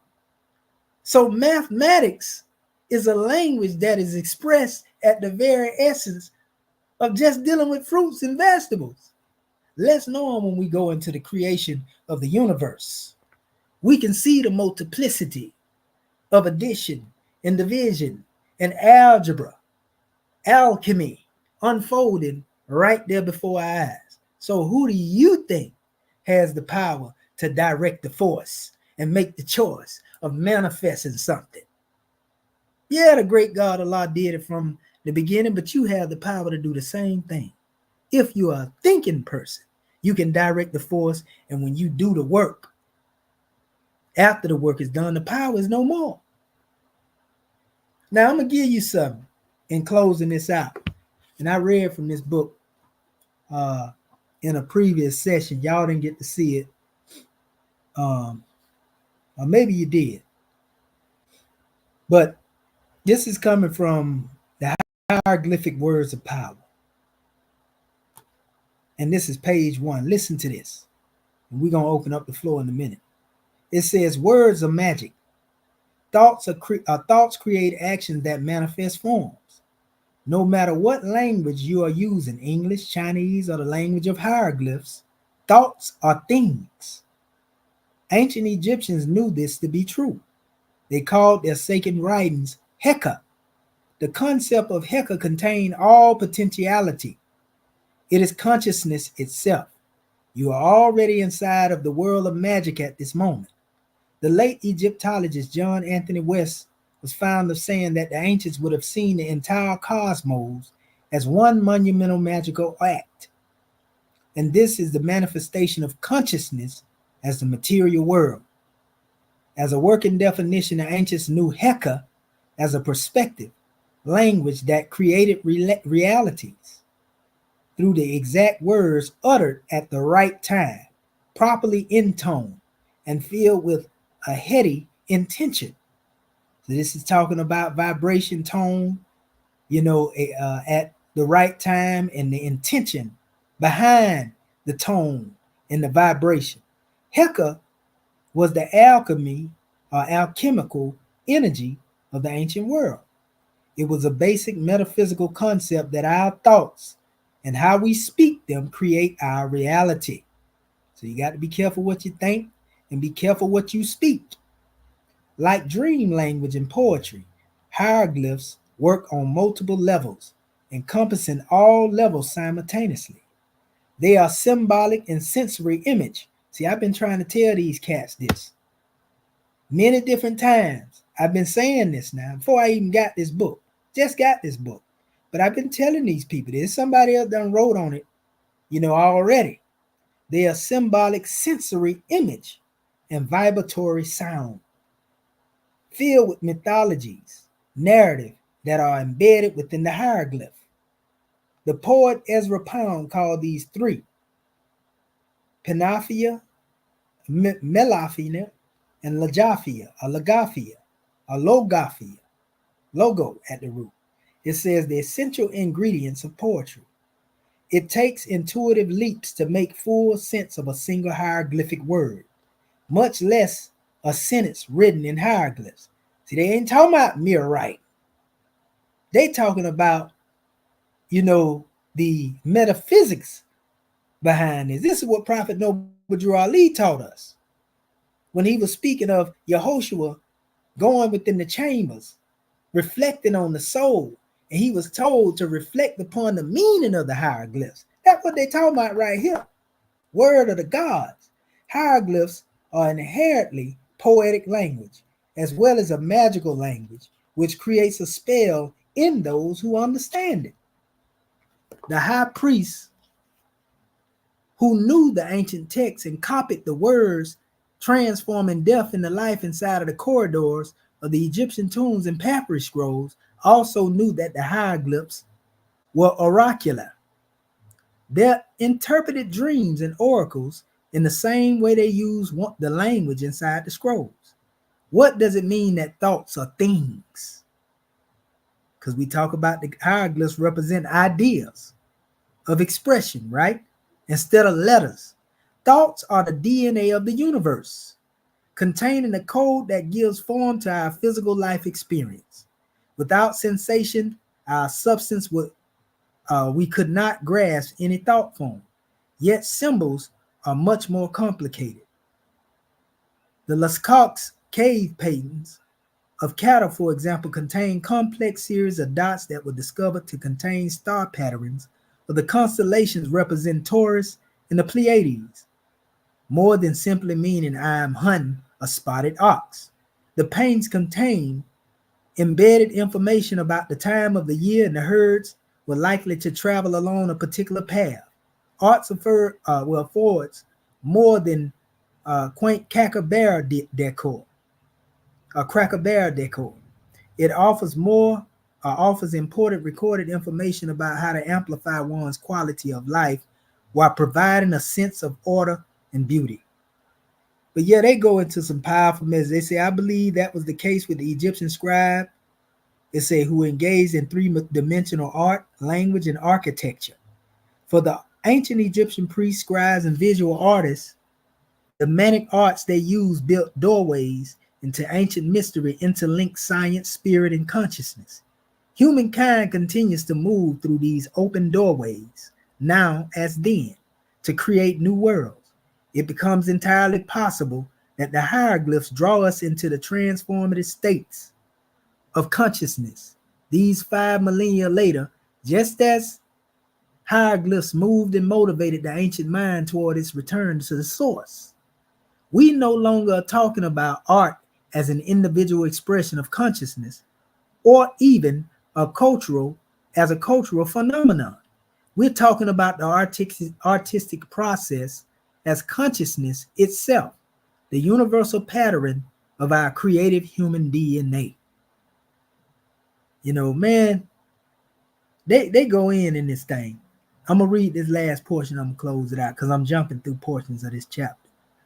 It is not really impossible to say that this symbol equals that meaning. Symbols accrue meaning, expanding with endless, interrelated diversity and aspect. A symbol swims in waters of endless possibility, and those who understand the power of symbol use it as a raft to float from meaning to meaning in a vast ocean of consciousness. Where did this language that is consciousness come from? In the essence of the mind of God. The more than one Egyptian myth suggests that the thought forms of Ta or Atum or Thoth orchestrated the harmonies of the cosmos. The Gospel of John 1 through 3 echoes this idea, insisting that in the beginning was the Word, and the Word was with God, and the Word was God. Medunetta, the Word of God, right? Medunetta. The ancient Egyptian term Medunetta, or Medunetta, for hieroglyphs meant Word of God. The emerald tablet of Hermes Trismegistus, a Greek magical text attributed to the Egyptian god Tehuti, tells us that Egypt was built in the image of heaven. Then we say heaven represents the mind and earth represents the body. So we are made in the image of the thought of the great God Allah, his love thought, right? Saying that the all is of one mind, and that which is below is like that which is above. All created things originate from this one great thought. Ain't that's what we taught in our Moorish Holy Quran? It says, together Isis, Set, Thoth, or Tehuti, created the magical incantatory hieroglyphs, and any high priest and magician or individual who knew and used them could command worlds, as did Tehuti and Set. The magical incantations written by Tehuti were the laws of Ma'at, the truth itself. 42 of the most exquisite, powerful hymns and chapters in the Book of the Dead were originally written by Tehuti. You know, but this is some powerful measures, family. They get deeper. You know, they get all up into the adept science. But we are learning through the power of Heka, and also, you know, in our sleepfulness, you know, as well as dealing with wakefulness states, that we can actually tap into the exercise of being able to demonstrate holy breath. You know, this is some training. So you literally have to seek out the hierophant within yourself and unlock the chambers of your divinity, and then you become the mastermind, and you can manifest your thoughts, and all that you manifest within the universe will not come back to you void, but you will be able to unlock those things that you seek to manifest, or what it is that you will be able to manifest. So until we begin to exercise on this level, you know, we will always think that, you know, our divinity is somewhere far outside of us and hard to reach. Some people even give up. But we say gratitude, Islamism without the schism. At this time, we're going to open up the flow, you know, and we just say gratitude. So *6 your phone to our Moorish kin. What I'm going to do for the Moors that's on the call, I'm gonna go into my cell phone right now so that when y'all speak, the people can hear you, because they won't be able to hear you if you're speaking on the panel. So yeah, just give me a second here, and we'll call forth. Let's see, some of our Moorish kin, they can hear y'all. Just everybody speak from the call. That's the best way I say it. Because if you speak from the platform, they ain't gonna be able to hear you. So I won't even have to open up my measure. They should be able to hear our family. And y'all let me know if you can hear our family as well. Because I'm gonna share the screen right now. I'm finna share the sound first. And we might be able to do it that way there. So give me a second, family. Just let me open this up because I want to make sure that our family can hear. That's out there watching us. Want to give honors to those who have touched bases and tapped in, because we're dealing with the science. Some of us might feel like we heard this before, but ain't nothing wrong with getting clarity, because we use the hammer of repetition to pound in the truth until we make it a part of every special part. Okay, there we go right there. So let me do this here. Share the sound. All right, we're gonna go back over here. Enlarge our prophet again. And all right, the floor is open, more. Star 6 your phone and bring forth your message. Islam. Islam, Sister Curta Bay. Islam. I was trying to get in through my computer, but it wouldn't let me in. So you said go through the phone. So that's what I'm doing. I tell you, National Sister Grand Sheet, woo-wee. Gracious, this was such a powerful class. I tell you, I got 2 pages of notes on here, and I tell you, this was so powerful. Nothing in Rome can compare to the teachings that we got this night. I mean, I don't even know where to start. I tell you, and those slides that you brought, and definitely, family, I'm definitely got to go back and listen to this playback, listen to it over and over and over again, and just meditate on the slides that you put together. Oh man, those slides were so powerful. How you were showing us the different actual shapes, the different shapes in our pineal gland and in our brains, and how we can see all that is connected to our teachings. And that one slide you had about the brain and the nervous system equal the eye of Horus / the falcon, and how you could see all of that, and how we do our meditation, and you mentioned about the medulla oblongata, and I do a meditation like that where you send the holy breath up through all those different chakras, and you just sit there for a little bit. Oh man, it was just so much that you brought. God, man, gratitude for all your work that you have done. And quickly, I'm trying to hurry. You got me so fired up. I don't know where to start. And then that one slide you had, you were showing the brain, I think, from the bottom. And what it made me think about, it looked just like a walnut. It looked like a walnut. And I remember being in the Piscine area, my pastor's wife, she did a thing where she took the different foods and the different organs in our bodies and showed us how they actually look alike. And if you eat those different foods and things, how they would help that particular organ in your body. And last but not least, God, man, I got to share this. And that's why I tell our family, get on these calls. I tell you, the prophet is bringing his supreme laws. When I got the message doing registration, when the God has given me what I was going to be teaching on, right? I was looking at it, just reading over the chapter, and all of a sudden I started seeing, I was like, man, I would love to have each one of these ayats broke down. And God, man, look what you did. You come in here and broke each ayat down in this chapter. Man, I'm so fired up there here. I'm about to fly out my chair, off the roof or something. I was just thinking, oh, great God Allah, I would love for somebody to I would love for us to go through each one of these ayats and just break them down. But I said, well, we probably, when will we, and then I just forgot about it, just kept reading, making sure I could read a chapter good. And here you come and broke down each ayat, and I got the playback for it. And I can stop it and I can meditate on it. Oh, Dr. Shaheen, I'm so excited. Oh, let somebody else come over here because I can't. It's so much. I don't know where to start. Islam, gratitude, God, man, gratitude for all that you do. Gratitude for this class. Gratitude for letting me share. Peace and love.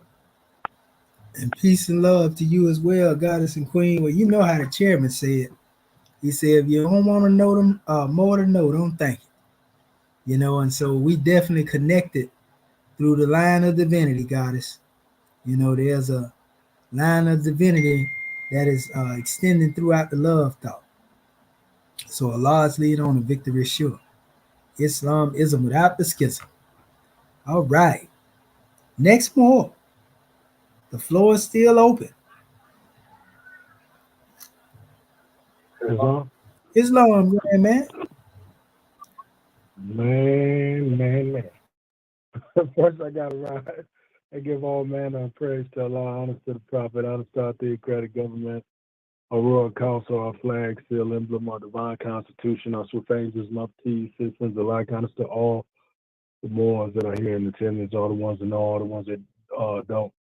Honest to all those that hand in hand to bring about this class. Honest to you for this class. And,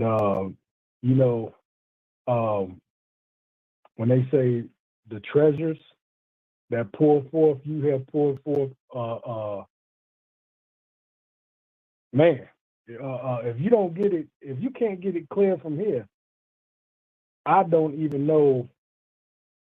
Then you need to take it one step at a time, because this is what was revealed. This is part of the in activating that hierophant and that God state is people think it's just breathing in and out, and it's really the controlling of the breath and not. The 666 is the in breaths, out breaths, and the in breaths, the whole breaths, and the out breaths. Or the 6 pauses in between your in and out breaths. So you got the 666, and that's 18 beats, 18 breaths per minute. So people think it's just the breathing part. Well, that's the animalistic form of breathing. When you control the breath and you can slow it down, and you can use you can come up with your own mathematical equation. I came up with one that where you breathe in for, and I really learned this from this brother named Tahuti. Where you will hold your breath for 30 seconds, and you breathe in for 30 and you hold it for 30, and in that you will feel the light around you brighten, and that's because that the Kundalini power rises. But we also have names for those Kundalini, the Kundalini, the each chakra point where you explain that it crisscross, and so you go Lam, Vam, Ram, Yam, Ham, Om, and Om. Now some people say you keep silent when you get to the top. Others will say you say Om instead of Om. Now when you were speaking about one portion where you said at the right tone, at the right pitch, at the right time, and you got to think about when it comes to the redlining of a car. If anybody knows how to drive a stick, you don't necessarily need all 3 pedals to shift. If you rev the engine up to the right RPMs, you can automatically shift the car without using your clutch.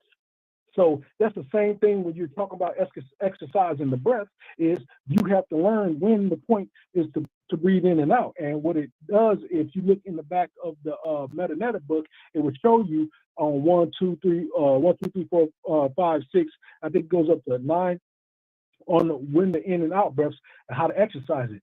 And it activates different portions when you say something on the in breath and when you say something on the out breath. And so when you they got many different forms to do this. The other thing I wanted to speak about was when we're thinking about the hieroglyphs and the Egyptian ears classes are so powerful, because when you look at the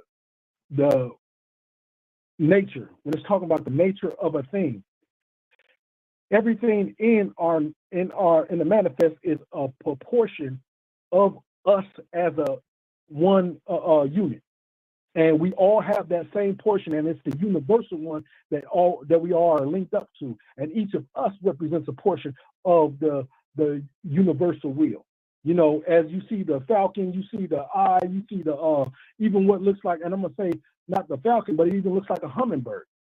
You know what I'm saying? So if we think about that and those aspects of what is being said and what part is being pondered, when you're thinking about the animals as it is, because it's still part of the physical manifestation of the self or the creation, then we got to understand that we are made in a higher image, and it's on us to control that breath, and either the in or the out, but the in and the out, you know, and that really what activates the mind. And they got this thing called the Great Seal, where you can raise your kundalini and feel it and hold it. As you hear the Grand Sheik say, hold that thought. It's called the Great Seal that you can do with your chakras. You know, and this is just so powerful. You know, Islam, and I'm gonna get off so other moments to speak. Islam, peace and love. Got you.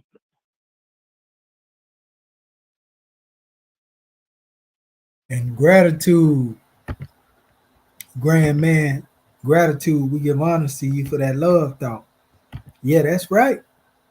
This is what we're talking about, you know, because we hear certain language that's being used throughout our Moorish Holy Quran.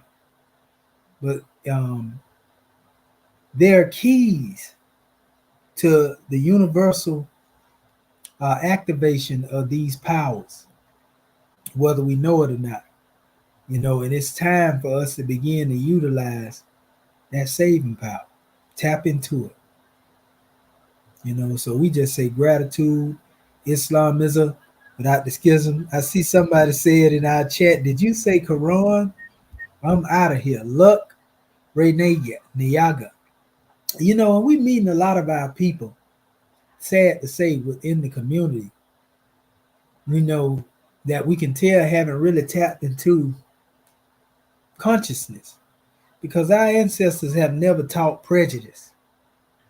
You know, be it through the teaching of Hinduism, be it the Kemetic teaching, be it the teachings of Afrocentricity. You know, in fact, we taught a universal teaching. And if we understood the concept of Quran as Qara'ani, you know, Ka representing the soul, Ra representing the light, and Ani representing the scribe, then one would understand that they're able to manifest their own papyri, you know, within their consciousness. And this is the true meaning behind the Quran in the Kemetic words Qara'ani. Commission Adept said that. So Islamism without the schism. Yeah, we said Quran. What you know about it? Islam. Is there any other more who would like to come forth and get a measure? Islam. Islam, Brother Jared Hamid Muhammad Bey. How you be, trailblazer? Gratitude, great man. Praise Gratitude. Islam. First, let me rise in praise of our Father God Allah, who is the best knower and the best arranger of all things. I give the highest honors. Brother Jared Hamid. Can you hear me? Yeah, I can hear you, but they can't hear you in the audience, so you might have to go through your phone. Remember how, like, from here, it won't let the people hear it in the chat. Okay. Islam. And on the phone at the same time. They can't hear you on the conference call. So you got to go through the conference call line real quick. Islam. Can you hear me now, Grand Man? Yeah, I can hear you, but I hear you through here. But I'm saying they're going to be able to hear you better. Everybody can hear you if you go through our call. Okay. So call in on the conference line. Yeah, well, okay. Well, let someone else come forth and give a measure, and I'll chime in Okay. on the conference call. Yeah, I just want everybody to hear you. Okay, All right. So gratitude. while you calling in, I'll let the other person go forward. But come on back in now. Gratitude, Islam, peace and love. Islam, peace and love. Islam. Islam, brother Marvin A. Nathaniel Edwards Bay. Gratitude. Hold on a second. I need to cut this other apparatus down, or I'll cut it down. Yeah. Gratitude for calling me, God, man. Yeah, this is Dr. Marvin. That was State Consul General of Texas Territory. Rising. Giving all praise to the great God of Allah. Giving highest honors to his prophet. Our prophet, Prophet Noble Drew Ali. Give high honors to our theocratic government, our Morris American government. Give high honors to our Act One. I give high honors to all of our officials. I give high honors to this class, our Morris Prospectus class. So as I give honor to you, God, man, our National Assistant Grand Sheik, our at-home committing adept Hierophant, Dr. Shadow Minty Hedges as well, for hosting and instructing our most powerful class. I enjoyed your lecture. I also give honor to everything that is Moorish, our flag, our seal, our emblem, our divine constitution, our Holy Quran, our Book of Ali, our 101, 102, the Exhuman of the Nation. All of our divine revelation I give honor. Give honor to the forerunner of our prophet, Prophet Noble, the forerunner of our prophet, Dr. Marcus Mose Garvey L., as well as I give honor to the ancestors whom shoulders we stand upon. We are the return of the ancient ones. Give honor to those that gave their message before me and those that will give their message after me. And I'm talking so fast because we only got a couple minutes. I want to reiterate, give high honors to our Morris American government. Give high honor to our Act One. I give high honor to all of our officials. This is a very powerful class. And really, you said everything. I want to at least give my honors to the class and to our Morris American government for bringing this to us, because you answered a lot of questions that's in my mind. You know what I mean? And you got the documentation. So it's up to me. Like I said, the whole thing is up to the individual. I mean, to go in and do the studying and to study the self, because it's all about the self. And the prophet said, study yourself. He said, study the selves. That's that higher self and that lower self. So all we need to do, in my mind, is to take what the prophet brought and use it, save ourselves. Gratitude, God, man, for allowing me to speak. Islam and peace. And gratitude for the measure. And Islam and peace. Yeah, it's time that we show the world our saving power. And it's time to really activate the thought. Now that we've done all the research, to know how to tap into it, now it's time to tap into that divinity and make use of what our prophet has given us. It's time to wield that scimitar love thought. Islamism without the schism. Justice is on the manifest. All right. Islam. Islam. We're going to let our brother Muhammad Bey come forth. And who is that, brother Justice L. Bey? Islam. I stand down, sir. Okay. Yes, sir. See you in the queue, though. Come on forth, brother Muhammad Bey. Islam, and gratitude to our National Assistant Grand Mufti. Gratitude, Grand Man. Islam, I'm Dr. Joe Hamid Muhammad Bey of the South Carolina Consulate. First, let me rise in praise of our Father God Allah, who is the best knower and the best arranger of all things. I give the highest honors to his holy breath, manifested in the temple of a perfected man in the person of Prophet Noble Drew Ali. I want to give honors to our Moorish American government, our Moorish American nation, the officials of our Moorish American government, to all of the divine ministers, angels, Mufti Corps, executive rulers, to everything Moorish. I want to give honors to our Grand National Seal, our Grand National Emblem, and our Grand National Flag. I want to give honors to Marcus Mosiah Garvey L., the harbinger and the forerunner that prepared the way for our beloved Prophet Noble Drew Ali. I want to give honors to all those that spoke before me and those that will speak after me. I want to give honors to you, Grand Man, for always being the angel, the Moorish American that our Father God Allah created and made you to be. We love you beyond words because you always give what Allah has given you for the upliftment of fallen humanity. Islam and gratitude. Islam. This is a grand, magnanimous class this evening. As always, you always cover a lot of ground, brother. And sometimes, the fingers get cramped up trying to keep up. But anyway, I don't want to be too long. I can't give enough honor, recognition, acknowledgement to Prophet Noble Drew Ali. You see, when we as Moors say that Prophet Noble Drew Ali is a Cometian adept master, that is a very, very profound statement. Because, see, when we contemplate upon that and we go into what he referred to as Moorish science, those that know, when you connect it to him being a Cometian adept master, we know that this in reality is the teachings of the ancient Cometian mystery system. It's no longer a mystery. See, it's no longer a mystery. And why is it no longer a mystery? Because Prophet Noble Drew Ali is the seventh angel in verse number 7 in Revelations 10.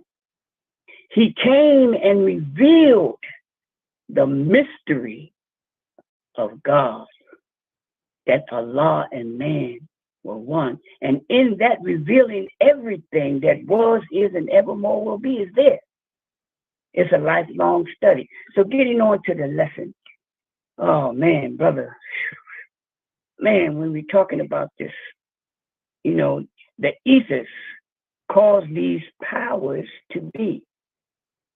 And thought of Elohim, of angel, man, or other thinking things direct the force. When it has done its work, the power is no more. And you went in and showed the illustrations. And for me, I had to always, I know there are many other illustrations and demonstrations because truth is universal, but I find that the teachings and the directives that our Prophet Noble Drew Ali are right, correct, and direct. So when you was talking about the 12 departments, the higher and the lower, all of this, when you're going into what this really means, the Prophet in chapter 1, dealing with the ayat, the Prophet taught us about what is called creative fate.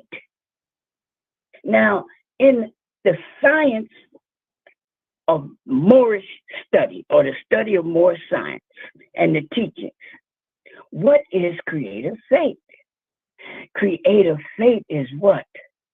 The 7 Elohims. Oh, wow. This is really, really unique because we know that creative fate, right, represents those which created everything that was, is, and evermore will be. Now, we go into another teaching that the Prophet brought. And in chapter 22 of our Moorish Holy Quran, ayat number 16, this is what it says. All things are thought. All life is thought activity. The multitude of beings are but phases of the one great thought made manifest. Lo, a law is thought, and thought is a law. So we read in the ayat where it says, and thought of Elohim. And we understand that the Elohim represent a part and a portion of the thought coming from the heart of our Father God Allah. If we take it even further, we have what is called the teachings from the Kabbalion of Tahuti, the master teacher.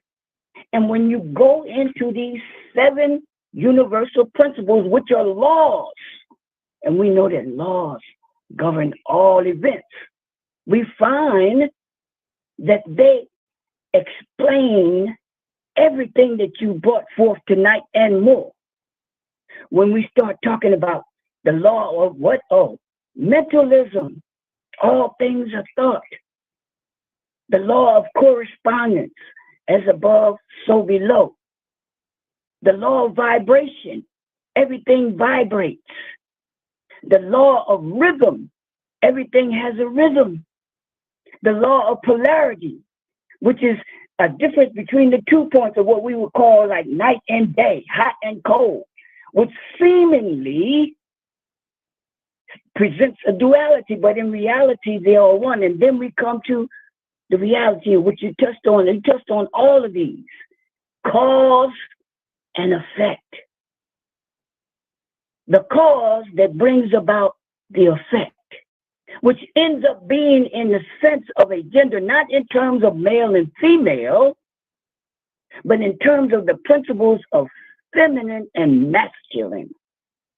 This is really, man, this is so powerful because, again, for me, grand man, in Act 2 of our divine constitution of Moorish America, it talks about Friday is our holy day of rest, because on a Friday, the first man was formed in flesh.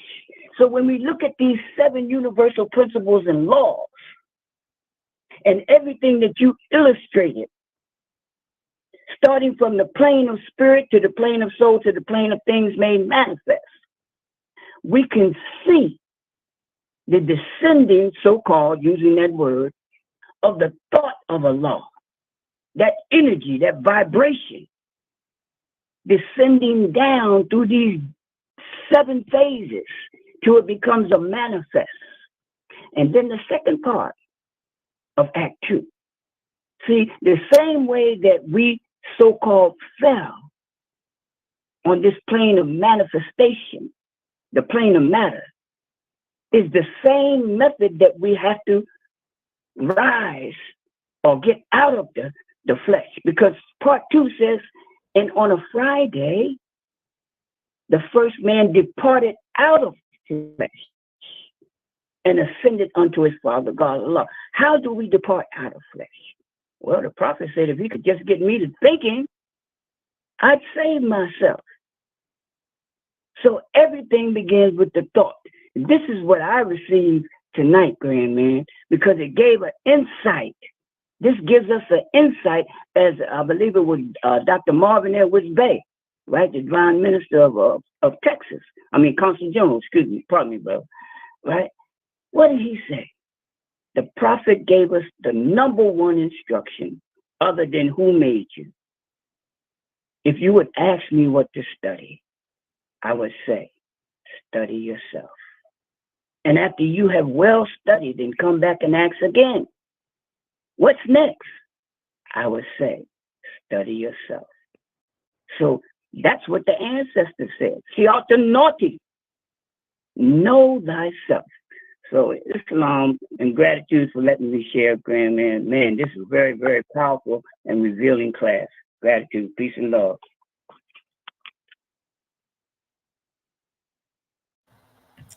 And gratitude, peace and love, gratitude for that measure, brother. And yeah, truth be told, encapsulated in our Moorish Holy Quran, many people may not know, not only are the treasures of ancient Kemet found there, but also teachings like the Book of Radiance or the Zohar, the Kabbalah, the Hermetic principles, aka Hermetic principles, the Book of Tehuti, they are there, veiled. So we lift the veil to unveil the lofty teachings. I mean, from the tree of life of the Kabbalah again, to those of the teachings of Sufism. Man, we can go in all area you can think about, the teachings of Gnosticism and Nazis. It's all there. And that's the brilliance of the Moorish Holy Quran. It's a universal book. So when we say we need to follow what it is our prophet is followed and what he brought, it's right there. All we do is pretty much, pull the curtains back every now and then and show you, how universal this text really is that we have. In Buddhism, Hinduism, Confucianism, Zoroastrianism, all of it is right there, present in the teachings of what Prophet Noble Drew Ali brought. So we just say gratitude for that message. Okay, brother Mufti, we're going to let you come forth and then we're going to go to the official. Islam, praise Allah. Honor to our Holy Prophet Noble Drew Ali. Honor to you, Dr. Shai, our National Assistant, Grand Sheikh Sir for the great class. Now, honor to the entire Act 1. Do the time, I get right to it. Praise Allah. Yeah, I've been listening at you speak, and the thing that hit me is who made you? Allah, the great God of the universe. When you was giving this powerful class tonight, I couldn't help but to kind of, just think. I was just sitting here thinking and listening, and I said, I really get it, because of all these divine holding divine laws and lessons that you're giving us, especially the ancient Kemetic teaching. You have to be at home. You have to be at home where, you can get these laws and lessons here in the Moorish American government. And, when I was listening to you speak and get this powerful class, it just kept hitting me in my head. He can do this. He can do this without any interruption, outside interruption, because we are at home. We are protected with Allah and the Holy Prophet Noble Drew Ali out front in our government. We are protected. We can speak about these things openly. All these divine truths, we can talk about them. We can have conversation about them. We can read them out, and we can continue to have these classes because we are protected by Allah, our prophet, and the Moorish American government, the most powerful government in the world. So, I was just listening, and I was so happy because I get it. I really get it. I get it. I understand what the chief and the chairman and you and all have been talking about. Why it's so important to have your own government. Why it was so important that our Holy Prophet Noble Drew Ali told us to come together and form himself a government out from the Sunday school, come the guise of a nation, so that you can speak freely about the truth, because truth is what makes you free. And I really get it. This was a powerful, powerful message tonight, because it brought, it just helped clear up that thinking deep within myself. And I really get it. And praise Allah for our Holy Prophet Noble Drew Ali coming for our earthly salvation. We got a divine stamp, so we with no interference whatsoever. Nothing you can do about this, because we at home, and this is a government, the Moorish American government, and we can speak freely the truth here, because the prophet let us know that truth again is what makes you free, and we're operating on love, truth, peace, freedom, and justice. And honor to you, National Sister Grand Sheikh, for the class tonight. It's been a very great and very powerful class, because my eyes have been open to many other things, of why it's so important to have your own, the Moorish American government led by Allah, the great God of the universe, the one that sent the Holy Prophet for our earthly salvation. Honor to you for the class, sir. Islam and peace.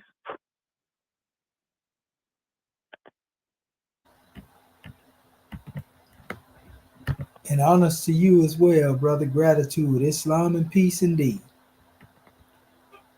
Grand Mufti, Assistant Grand Mufti.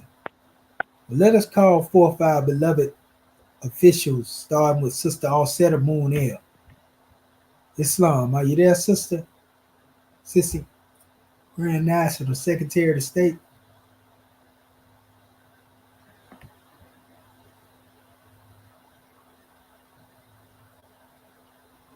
And we know our sisters about the business of our Father God Allah, Islam.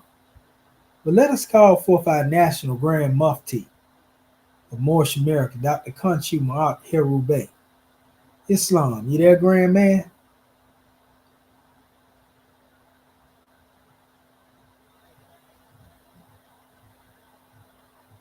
Well, praise be to Allah. We know our brother about the business of our Father God Allah, Islam. But let us call forth our Grand National Secretary of State, Sister Sheptu Rakat Ma'at and Pooh, Tutankhamun Bay. Islam, you there, Goddess and Queen? Close as I thought. Can you hear me more? Islamism, you're a little low, but we can hear you, Grand Secretary of State. Okay, is that better? Oh, that's better. Gratitude. Gratitude. Islam, Islam, Islam. Woo-wee. First of all, I want to rise, giving all praises to our Father God Allah, giving honor to our Prophet, Noble Drew Ali, the last prophet in these days and times, giving honor to our Moorish American government, all of our officials, staff, swift angels, muftis, divine ministers, most especially our Moorish kin. Giving honor to all those Moors who spoke before me, all those Moors that will speak after me. Giving a special honor to our National Assistant Grand Sheikh of Moorish America, Dr. Shedu Amenti Al-Mohedded Shepsuel, for opening our meeting according to law. Also hosting this Grand Moorish Perspectives class this evening. Giving honor to Act One and giving honor to all those Moors that spoke before me and all those Moors that will speak after me. This has been such a high ethereal class, Dr. Shahid. I tell you, our subject matter dealing with Ayat 18, the ethers cause these powers to be, and thought of Elohim, of angel, man, or other thinking things directs the force. When it has done its work, the power is no more. And you had so many keys for us to reflect upon, study upon, research, etc. And it's such a blessing to be able to deal with that hammer of repetition, because every time we go through these special lessons, and you were speaking about, well, that's not the original course that you were speaking about in reference to the class today, but by Allah doing the leading, is meant for someone to hear. And, for me, it was an added blessing. And bringing back that word of Merkaba, and being able to go to higher realms of consciousness or higher levels of divinity or various dimensions, all of this coming from the study of the self. And dealing with the stations of cherubim, seraphim, angels, etc. Also, not looking outside of the self, but recognizing the fact that these are different states of consciousness. So we see that there is even more to go within in reference to dealing with the study of the self.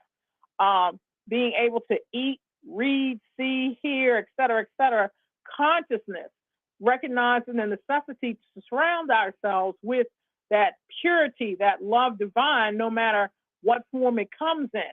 And dealing with the four sacred schools of thought and recognizing the fact that all truth is one. And, just in my research, I found where our prophet could have put it in one sentence or one particular word, where you may go into another sacred school of thought and it may have volumes on that same particular degree that the prophet brought us the essence of. When we look at surrounding ourselves with love, truth, peace, freedom, and justice. And it also had me reflect upon that chapter dealing with silence, and where it speaks about being able to get rid of all doubts, fears, and all negative thoughts, to be able to go within and being able to light the candles all aflame. And of course, light takes on a different meaning.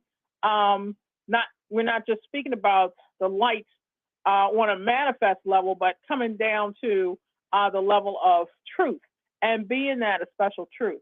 And I was looking at it from the aspect of just as purity paves the way for love divine, that alkalinity, as far as the blood is concerned, paving the way for flesh divine, recognizing the connectivity of everything.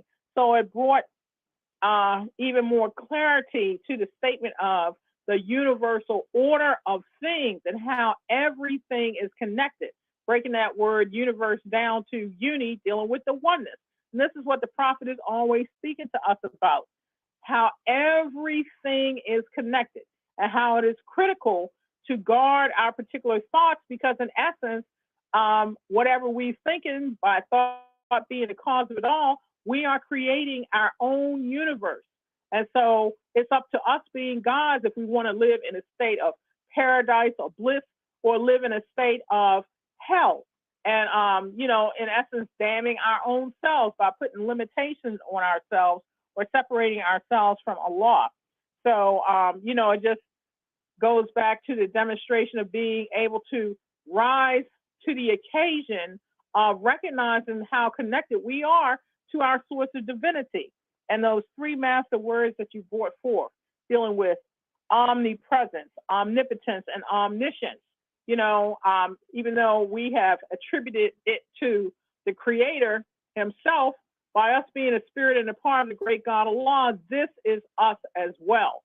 So there are no limitations on our spirit except what our blockages are. And I'm coming directly from chapter 1, whereas finite mind cannot comprehend those things on an infinite level. So therefore, we have got to be able to go within, find out not only how we are put together physically, how this blends into other realms and other dimensions, all of which are us.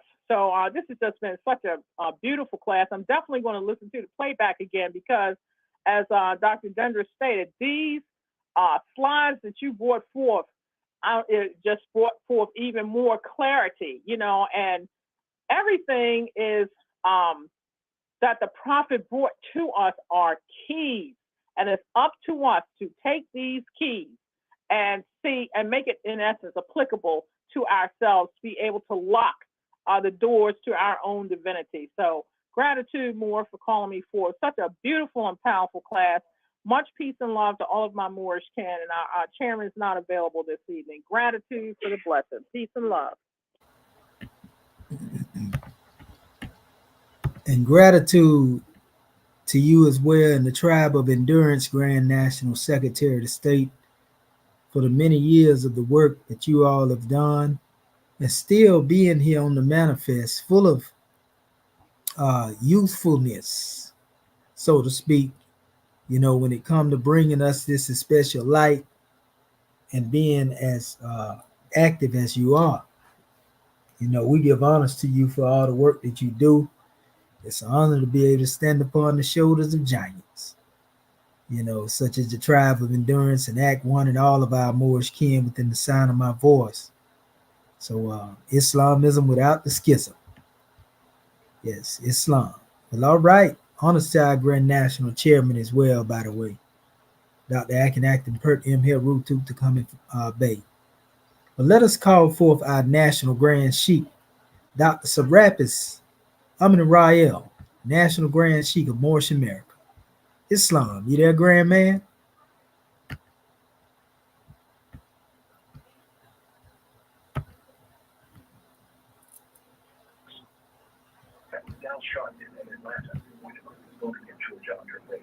Islam, yeah, Sheikh. Can you hear me? Oh yeah, we hear you loud and clear, Grand Man. Praise Allah.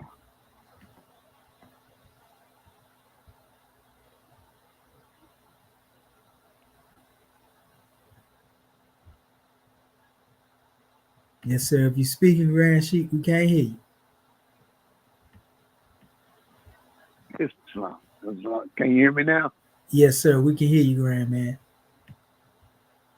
Islam. Grand demonstration been on the floor this evening. The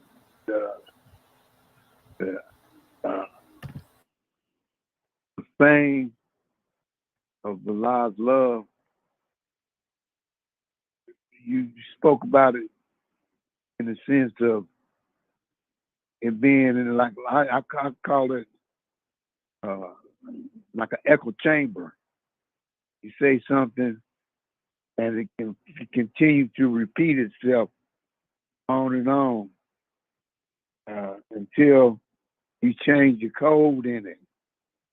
But the one that you put out there, it stays in the mindset, so to speak, throughout infinity. And this is what I was listening to, how that coded word or that sound, it goes through that one person. That one person transfers it to the next person, and so forth, so on, and it continues to repeat itself. But it goes into a different other sound barriers. And I forgot what you call that, but at any rate, it's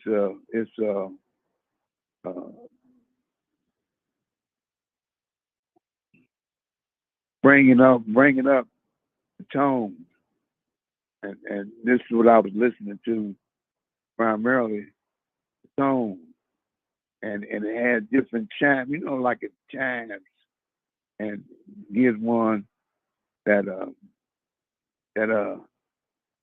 sound barrier that causes it to seem like it changed in another when you open up the because we want to talk about now Earth's atmosphere, because you was talking about how that changes into the atmosphere, and it continues to like it might go into the mode of silence, and then it come right back up. And this is what we do on a day-to-day basis. It's just that some are practitioners of that, whereas that others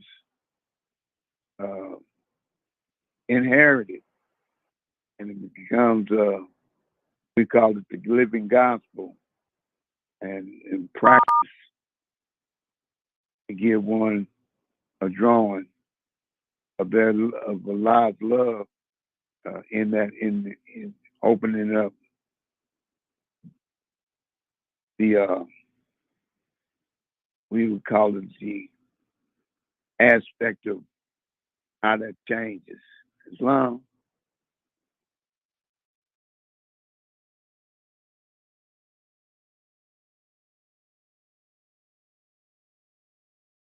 See, can you hear me?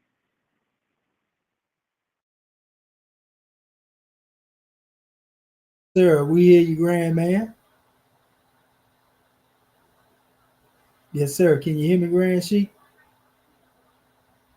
Yeah, I hear you. Yes, sir. We hear you.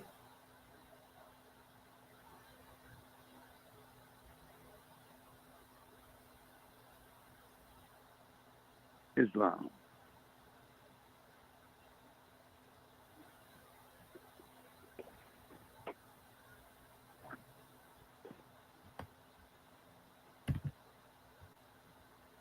Islam Sheik, you want me to close it out? No, I'll do it, Angel.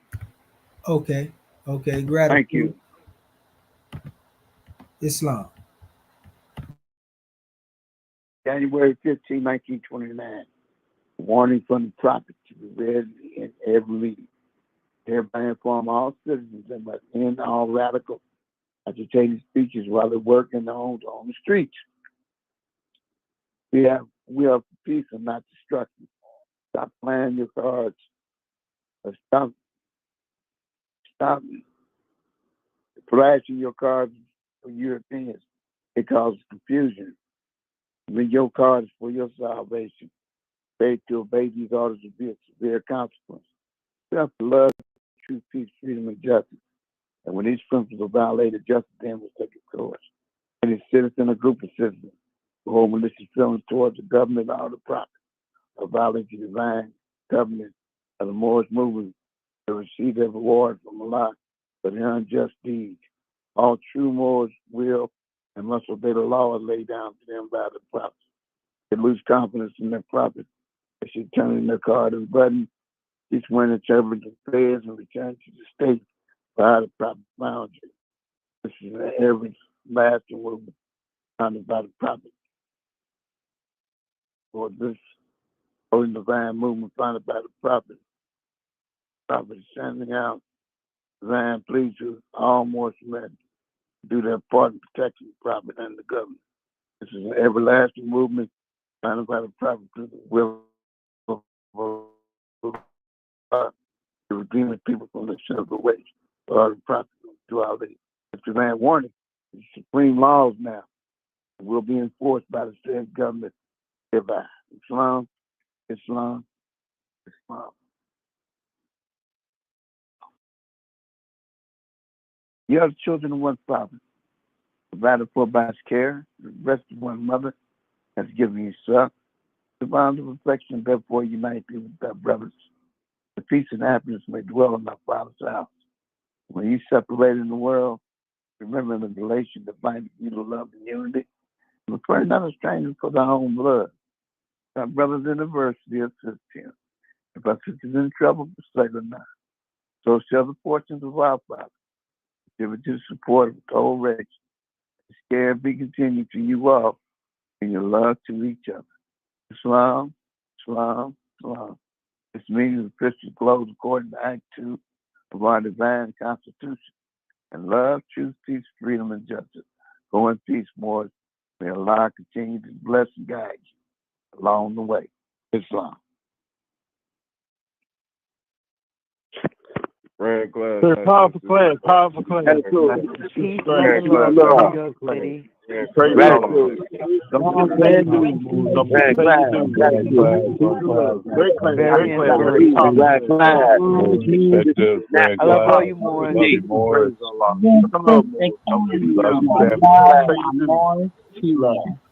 class, handsome sister Red Cheek. Islam. Great class, everybody. Islam, Class, Moors. family.